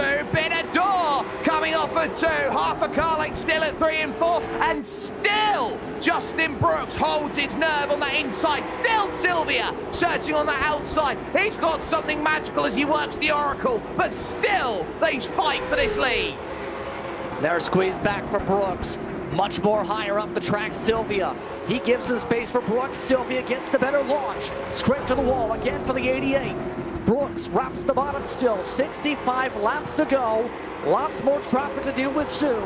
If Brooks wants to make the move, he needs to do it fast because there's several RKM cars that are about to lose laps here. Oh, and clearance. Sylvia will be happy about that. He got clearance that time, and he can finally rest easy there. Brooks threw a hammer at him, but ultimately Sylvia says, no, I match your hammer with my shield. You will not get past me just yet, but it's not over and done with. Sylvia's having to run the high line to get it sorted, and how long can he make sure those tires last? Much better still, Brooks at the bottom of the racetrack. Sylvia preferring that second groove. Lap traffic, 10 cars ahead. You see it up the road. Brooks nearly went up into Sylvia though. Big slide in front of the leaders. Straight to the pit lane goes Tanner Burge. He moves directly out of the way. Take that out of the equation for a moment. Next lap car in rain shield Turpin. Sylvia trying to keep it single file before the traffic. Oh, and he's doing such a great job. He is frustrating Justin Brooks right now. 88 versus 33. And I'm looking at 111 reasons why this is one of the great scraps out there. Almost in the wall once more. Traffic's going to play a part. And is this the pick that Brooks has been waiting for? Spin as they drive through the smoke. We stay green. But crucially, Sylvia is throwing everything at it. And he's holding it on here to Brooks. Meanwhile, as it goes on, 4th and 5th behind. That was Gorelski who spun on his own from the 11th position. There's that side-by-side you're talking about. Deacon Smith working alongside, 3 wide with traffic. Coffee bucks and weaves, but is able to get on by Deacon Smith faster right now. Coffee's car is falling off. Up to the leaders though. Lap traffic choosing the bottom. Sylvia makes the pass. Justin Brooks can't get the move on as Gorelski nearly went into Brooks. Well, I tell you what, Brooks was so brave to stick the foot in there. He has no fear out there on this circuit here in South Boston. He knows how big it's going to be if he can just keep himself in check and realize that he has momentum right now. This is a critical phase of the race, and right now Sylvia is doing just enough, and I mean just, look how low here, Brooks is trying to find everything off of every exit. He's looking for an opportunity, and it's just not there. It's a fortress right now from Jake Sylvia. 54 laps to go. Brooks yet again trying to line up tire to tire for the entry. The one difference seems to be Brooks is much better to ride that bottom of the racetrack, get the diamond down. Sylvia a lot more tighter on that right front tire. They are 6/10 off their fastest laps for reference. Sylvia seems to have good speed. Despite that, for the defensive line, Brooks is good up until he needs to make a pass. Yeah, it's just that conviction that's needed, and I think Justin Brooks doesn't quite have what he wants at the moment because he knows it's going to be a duel. He knows it's going to be like trying to drag himself out of a rose bush. It's going to be painful. This is going to be one of those overtakes that's going to hurt, but the moment that you rip the Band-Aid off, it's going to be so worth it if he gets through. Coming to 50 laps to go on the flag stand. Brooks yet again has a chance to peek alongside if he wants to. Still not able to quite yet. Seems like he's showing he's got pace to rotate, he's got pace to peak, he's got pace to get alongside. Is this more so? Oh no, trouble in front of the race leaders. Oh yes, and that is out. Yeah, that will, and it's those two. It's Jared Shell and Craig Wilcott. Now this might be a park here if Jared Shell's got himself caught up in it here. He was stuck on the high side, and yeah, he's absolutely clipped Craig Wilcott. I think they were going to park the 34. He's already got 2 strikes on the race. And that's pretty clear cut. Look, he gets into trouble here up on the top side of the circuit, and he's just trying to keep himself out and away. The moment he starts dropping down low, I don't think he even notices that he's dropped down a half a lane there. I think that's just a case of he's switched off for half a second. We got to go live action because we've got problems. Pit lane, Sylvia wrecked at the commitment cone. Wow. Oh my word. You don't often get to see that, but that was a case of how late do you want it, and Sylvia saw in the mirrors here. This is how late he goes. He sees that Brooks is diving for it, and he's left that too late in my view. Yeah, that was almost like what we seen, what was it, Kyle Larson, Kyle Busch years ago at Charlotte. He's got the pit stall right there in front of Brooks. You can't just turn a hard left 3 lanes. That's how you get a crash. Apologies over the radio from Sylvia, but not what you expect. Justin Brooks is going to take some spots from that, obviously. Yeah, and I think Jake Sylvia here realizes how important it was. It's the fact that he's come over the berm there and he's just lost that grip because he's trying to light up the tires to get into the pits, and he's just completely been thrown by it. Sylvia will get himself back out and away, but as things go, this has completely changed the context of this race. It will now mean that Brooks is your leader once more, but it will be now Muller into second and Deegan Smith in third. But as we've seen from the front, when 33 gets clean air, he's been nigh on unstoppable. Faster pair and 2 tires for Brooks. Got first out, keep in mind, so he does not have the faster pair anymore. Tyler Muller came out second off the lane with 2 tires. Deegan Smith 2 tires. Jake Grout still has not used his faster pair in this stint. Lucky Dog going to Coffee, or at least Coffee try to shuffle. They are going to extend this restart because half the field is not ready. Yeah, they're going to throw an extra 2 laps on top of it here. And of course, we've had 1 caution that's thrown itself into that position already here today. So I think drivers want to be in the right position. It's a good call there by race control to put themselves together. But now we're in the crunch time laps, and this is where you start looking around and go, who are my allies and who are my enemies, and who can I work with and who can I not? This is where you're going to have to be switched on, and every restart now has to be pitch perfect at this moment. I think everyone's going to be looking around. Coming to 43 laps to go. 34 still in the race. They did not give a cause of caution ruling this caution period. Brooks looking to close things out. He's led 79 laps today, this time by the stripe. Tyler Muller in second, back underway. Already Muller to the second spot. Takes the second happily. Deegan Smith running for third as Grout's in the wall. Yeah, he just about avoided it, but Dylan Calabro now starting to wake up in this race. He might take advantage, heavier into the wall this time there by Grout. So Calabro will now take that 4th place away. Grout falls back to 5th. Sylvia, who's a lap down right now in 9th place. He's desperate to try and get through and see another caution because he wants a lucky dog to get back around. Sylvia needs a lot of luck to get up to the front, though. He's looking for 5th. Drake Grout yet again. Eventually, Grout's going to learn that wall's not going to move. It's not. It's got a little bit of give on it, but not as much as he's hoping. He's hoping he's got half a car of give. It's got maybe, I don't know, a mil of give, 1 millimeter. That's about it. That's all about it's going to move. There's Adams. He's now going to take his look down on the inside here of Grout. He's done so well to stay out of trouble and on the lead lap here in this race. And watch out behind because Alex Coffey has got a car that's sharp through 20 laps. Should correct myself. Sylvia actually lost a lap, Jake, because that contact. So he's right now trying to get the lap back the hard way. He's in the lucky dog spot, but needs a caution. Justin Brooks, he's still holding on at the very front of the field, though. And it's just been that difficult to make moves on him. Same right now can be said for the difficulty of Grout holding off moves. With him basically trying to move the wall and instead moving all his fenders inside and trying to break the camber in the front toe of the right front. He's going backwards. He is not the way he wants to go. Of course, he knows how important it is to get a good run forward. He's not going to go back too much further than 7th place right now. Only Jevin Gorowski is the only car on the lead lap behind him, so that's about as far as he can fall right now. But Coffey's got some progress and some momentum to make, and a lot of drivers here thinking about what movement can I make up through the field. Muller's keeping honest Justin Brooks, but that gap is slowly eking out. How difficult is it right now, Justin, when you've got a driver like Justin Brooks who is millimeter accurate through every single lap to try and beat perfection? There is literally bargaining going on the radio, funnily enough, Jake.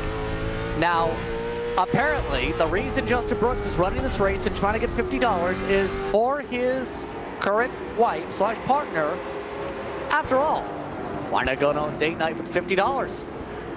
But if you've got a skill like what Justin Brooks has right now, I don't really mind how he spends that $50. He would have earned this $50, and he would have done so by being the best driver in this field, top to bottom. And the question that everyone else has to ask is, why am I not as good as Justin Brooks? Because everyone's got the capability of running as fast as the fastest guy. So you've just got to look at his talent, his skills, the way he drives the car, the way he sets up a car, and you've just got to turn around and go, I've got to either A, emulate him, or B, find something better. I should probably clarify, based on what he told everybody else in the field just moments ago, especially your top 3, if he wins the $50, it's his wife's $50, so it's not his $50. It's very much charitably going to be donated to the Bank of Girlfriend. That's kind of how things can work sometimes. After all, racing is still racing meanwhile. I don't know if the metaphors made sense to many, but we are talking about racing now. Under 30 laps to go, Alex Coffey looking for the top 5. It's Kyle Adams, still showing why that car is worth, at least is his opinion, $9,000, even though it's a virtual race car. Well, I'll tell you what, you can scrub about $5 off of that for the few dings and scrapes. He's going to need to get a little bit of hot water and a plunger on that to get the dent back out again. But Alex Coffey here is going to hope that he's going to earn more than a cup of coffee's worth of overtaking prowess as he tries to find a way back through. But I tell you what, this has been one of the best drives I've seen Kyle Adams have in a very long time. He has woken up in this race, and I think a top 5 is going to be as good as a win for him. He has driven magnificently. And he's still actually chopping away the gap at 4th spot. Calabro starting to lose a little bit of ground compared to those in front. He does have Sylvia, too, in between him, who is still a lap down with how things have fared out. Speaking of lap down cars, right now, if it keeps going the way it is, Sylvia is in the lucky dog spot, followed by Turpin, but already, pretty soon, you have to think about, is there going to be that caution to have a chance now if you're Sylvia? This seems to be one of our cleanest runs of the race.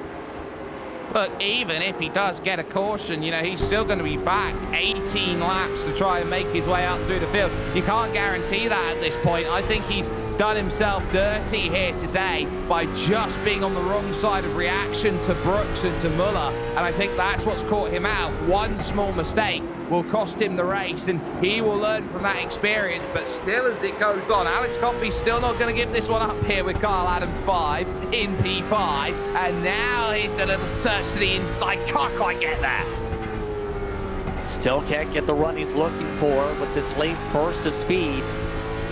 All that damage right on the front nose has to be hurting Coffey because he was making these passes easily before that big incident. And here comes lap traffic. Here comes Jared Shell being lapped and packed. Yep, so he's going to be... no! Turn around, just like that. Bang, big hit.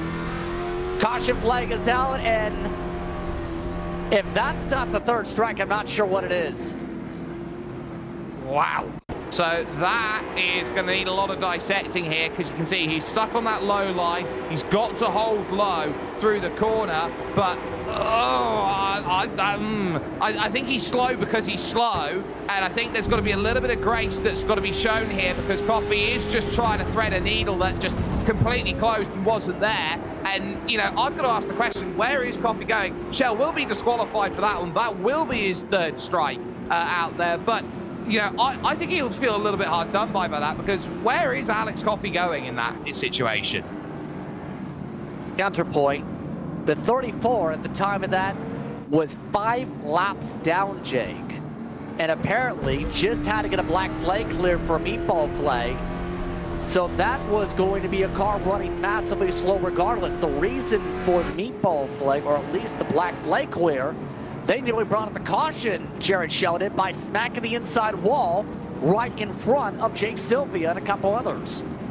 Yeah, that'll do it. So he will find out that his race is done, but the lucky dog is there now for Jake Sylvia. That will now put him into P9, and it will give himself that ability to attack. But he's not got long to jump up through this field if he can. And this might just be the most critical restart of them all. Tyler Muller has just got to be awake here to when Justin Brooks goes under green.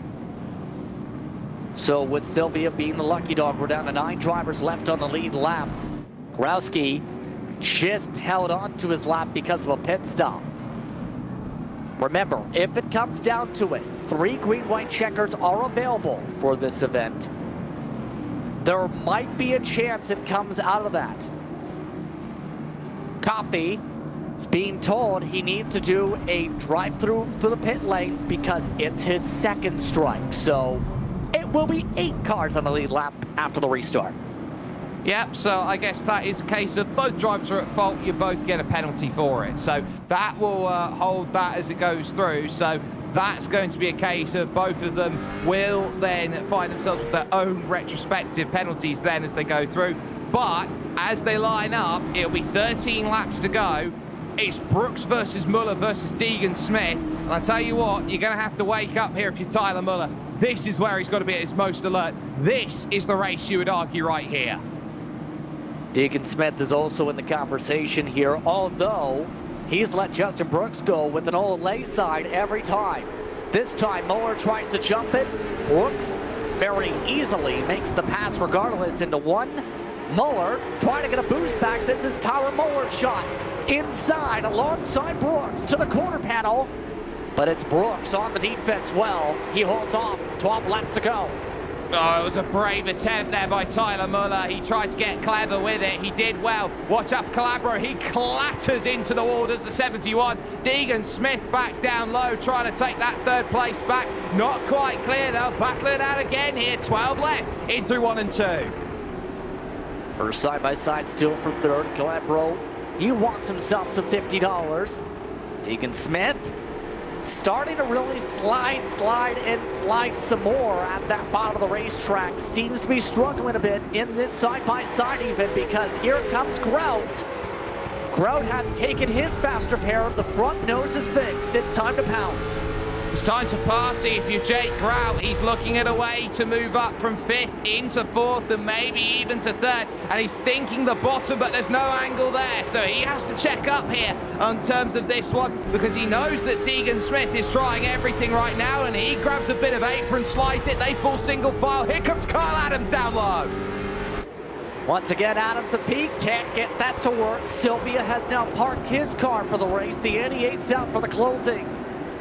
Down to under 10 laps to go, 7 to go last time by for Brooks. Right now he holds on by about half a second over Moore. If it stays green, it's going to be difficult to lose this lead with how he's played the race tonight. All throughout the night, Brooks has been considered a favorite. He is looking stellar this run. It's been a scintillating performance here by Justin Brooks. Nothing short of what you'd expect of a driver of his caliber. There's still 3rd place to be decided. Deegan Smith cannot, for love nor money, find a way past number 71. Dylan Calabro has done everything perfectly. Timed his run at just the right time to gain just a little bit more that opens him up to where he needs to be, and his needs to be is right now P3. Coming to 3 laps to go. He's currently running off into the morning sunrise with how it's looking. 3rd still held on by Calabro. It's been an exciting one to say the very least for this Spring Classic, and Justin Brooks putting on a near classic performance, more than 100 laps led with 2 laps to go.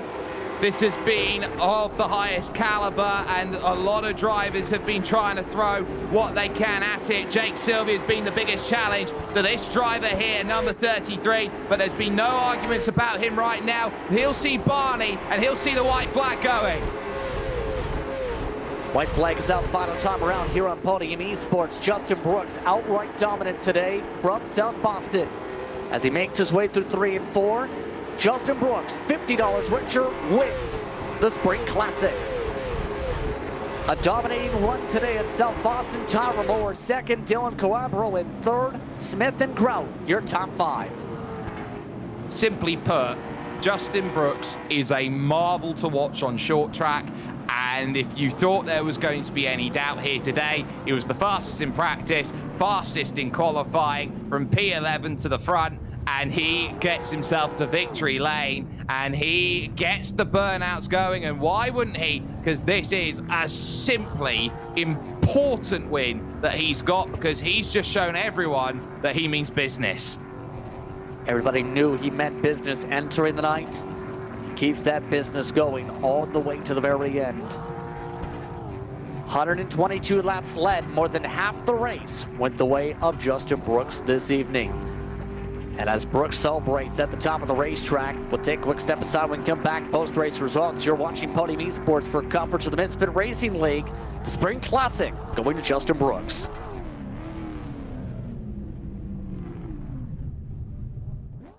Racing isn't easy, but experiencing it is. iRacing puts you in the driver's seat with the industry's leading sim racing game. Drive on laser scan replicas of the greatest racing circuits from around the world. Go head to head against other drivers chosen by skill-based matchmaking to ensure competitive racing at every level. Compete across all your favorite series. In officially licensed cars, engineered to deliver the most accurate driving experience possible.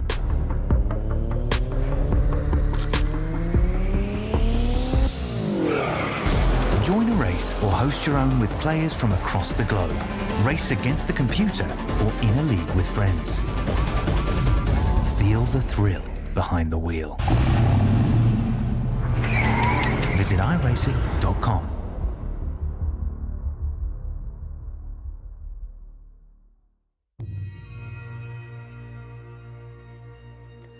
Welcome back to South Boston for more coverage from Podium Esports Misfit Racing League. It's Justin Brooks who takes the win over Tyra Moeller.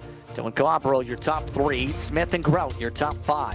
Adams, Growski, Coffey all finished on the lead lap to close things out today. Wiseman and Turpin finished inside the top 10 to close it out, Jake. Yeah, and it was a case where a lot of drivers weren't able to get what they wanted towards the end. Trevor Ward and Tanner Burge were some of them. Jake Sylvia, a big name, getting caught out late as his opportunity of victory fell by the wayside. P14 in the end. Charlie Bates looked like he was going to be a challenger earlier in P16, but then you got likes there, of course, of Howe and Papano. Rayberg was out early, and it was only the 21 that were here today. The final driver would end up being Jared Shell, who would be disqualified after getting caught up in more than one incident here today. Let's start with the top three first. It's third place finisher Dylan Glambro. Dylan, how did you feel about the race car today? I definitely didn't think I'd be talking to you guys right now. How come? Just didn't start off really good. Started off, got wrecked a couple times. It just seemed like it was out of my hand. And a couple late race yellows and a few pit stops actually kind of helped me out with the way it cycled out. But all in all, I'm pretty happy with the way outcome. What made tonight very tricky? What made things the most difficult at South Boston and why? Well, it's kind of hard to pass on the bottom when you got the top side working. So you kind of got to pick and choose your spots, and it's kind of tough to run the bottom on people, and you kind of have to feed a door. And the way this track is so tight, like close quarters and stuff like that. You just never know. You could possibly wreck by doing that thing. So it's kind of tough to judge. Now, Who would you like to thank for the run today? Ryan Kuhn setup shop, or RKM setup shop. They were a big help with this, the setup for this race, and what to do with the pit stops helped me out. PD Designs, Yacht Club Soda, South Coast Power Equipment, and SCD Liquidation. Congratulations once again on the run today. Thank you. Dylan Calabro finishing off in the top three today. Second spot went to Tyler Muller. He's with Jake Sperry. Tyler, you had a rocket ship, but in the end, you came face to face with an alien like Justin Brooks. A tough performance out there, but for you, a very, very rewarding one with a second place today. Yeah, it's always good getting a podium, but I was hoping we could get that one more spot for the win. Justin was just on a different level that race. I mean, let's talk some of the strategy that you tried to do to sort of mitigate that. You went for a two-tire call at the midway point and then looked to try and find something again on strategy to get ahead of him. Just how difficult was it, especially in that middle to late stint when you know that 33 is starting to try and make that progress to get close to you? For you, when you're out there driving, what do you notice out there in terms of how other drivers are making that push behind, and how intently are you looking at those drivers and what they're able to produce on the circuit? Every time I saw 33 in my mirror, I tended to stop looking in my mirror and pretend he wasn't there, but that didn't work. I was just trying to follow along with somebody like Jake Sylvia. I was behind him for a fair amount of laps. I was just trying to mimic what he was doing, see if I could gain any speed, and it helped, but I just still didn't have anything for Justin. I don't even know how he's so fast, but he was real fast. It was a case of racing where there were a lot of drivers who definitely had an opportunity to show what they were made of. You were certainly one of them. Started second, finished off in second. For you, it is a strong result here in the Spring Classic. It backs up what you've done over the course of the winter. Who do you want to thank then in terms of the result? You've got a P2 here today, knowing that going to summer, you've got a little bit of form with you. I want to thank Charlie Bates for making me a car. This is the first ever time I ran this one, so it's probably going to stay a while with how good I finished. And I want to thank Deegan Smith. He helped me with my setup and got me dialed in, so it was nice to have some help from a good setup guy. Well, it was certainly a strong performance. Tyler Muller threw what he could at it. A P2 is certainly nothing to shake a stick at today in terms of his performance. So fantastically done there. But there is one more driver to talk to. JP, I think you've caught up with JB. Yes, indeed. Justin Brooks coming away with the victory today, 11 to first. A dominant run for you. How are you feeling picking up today's race win? Pretty good, man. That was a pretty fun race. Had a really strong car. I feel like could put it pretty much anywhere, and it showed. I feel like coming from the back to the front twice, and hopefully put on a good show for you guys there. Overall, in a race like this today, what was going through your mind having to go back to front a couple times over and even having a crash entering pit road? Well, I didn't expect that part, but back to the front part, I mean, that's the name of the game. It was a lot of fun. I love just going out there trying to set someone up for a pass and executing it and racing with people like this. This is my first time racing a league, and I had a lot of fun with some of these guys. I was out there in the track giving me room and not running me dirty or anything. That's like the best kind of race you can ask for, honestly. Now, we were overhearing over the radio a little bit with about 30, 40 laps to go, drivers saying, do you really need the $50? And then saying the money was going, I believe you said, to your wife, if I understood that correctly. So what is your wife spending the $50 on? That's my girlfriend, but she's sitting here recording me right now for whatever reason, but probably to get her nails done. No. She's stuck through my side through a lot of things that's been happening, especially recently. So, like, that's probably the least amount I could do for her. I think she said no to the nails part, by the way, just so you know. Yep. Yeah. They'll let you two figure that one out. Anybody want to thank for the run? Yeah, thank you guys for obviously putting the race on. Thank the league for having a fun place to race. Like I said, had a blast racing. Everybody that's watching, all my buddies over at Brooks Speed Shop, fun little team we got going on, running mainly Sarah and stuff, and I figured I'd get out here and give it a try tonight. And want to give a shout out to my mom. I dedicate this race to my mom. She passed away 2 weeks ago, and I figured I'd get on here. You know, South Boston is one of my favorite tracks. Saw her racing, saw it was a big race, and try to see if I can get one in for her, and I did. So, yeah, that's pretty much it. I'm sorry to hear about the passing of your mother. And again, congratulations on the win today. Yep, thank you guys. Justin Brooks, $50 richer today as the girlfriend ends up getting the $50. So your thoughts on this one, Jake, as Justin Brooks dominates and a very happy couple to end it. Absolutely. I think that you're looking at today, and this was a race that was meant to be for Justin Brooks. It had his name written all over it from his times in practice, his times in qualifying, the way that he was able to manifest and make those moves up through the field. There were drivers out there today that proved that they can hold a candle to the wind to someone of his caliber. Jake Sylvia put on an absolute clinic of defense before the pit stop. Out there, Tyler Muller threw what he could at it, but just wasn't quite enough. But this just goes to show you that this is the sort of caliber of talent that's here in the Misfits Racing League, and it is one of, if not the premier short track racing league out there on iRacing. And it is the biggest thing to say that, you know, this is a spring classic. This isn't a league format, but they're running league formats all throughout the winter, in through now towards the summer. They're looking at April 1st. So if you haven't had a chance to already, you just got to jump in. This is where the best short track racing is at the moment in iRacing. Yes, this should be a fun series throughout the entire summertime, to say the very least, especially with the field size, but also with a lot of the talent we've seen on hand tonight. After all, they consider this community race, but having to be also a part of Misfit Racing League's community to said make the start. Many of these drivers expect them to be racing throughout the summer to try and win that series title. On that note, it's time to say goodbye. I'd like to thank you once more for tuning in for today's coverage here on Podium Esports. For our producer, Ryan Bauer, for my co-announcer, and Jake Sperry, I'm Joseph Prince saying so long. Enjoy the rest of your evening. Congratulations to Justin Brooks, your winner of the 2024 Spring Classic from Sobo.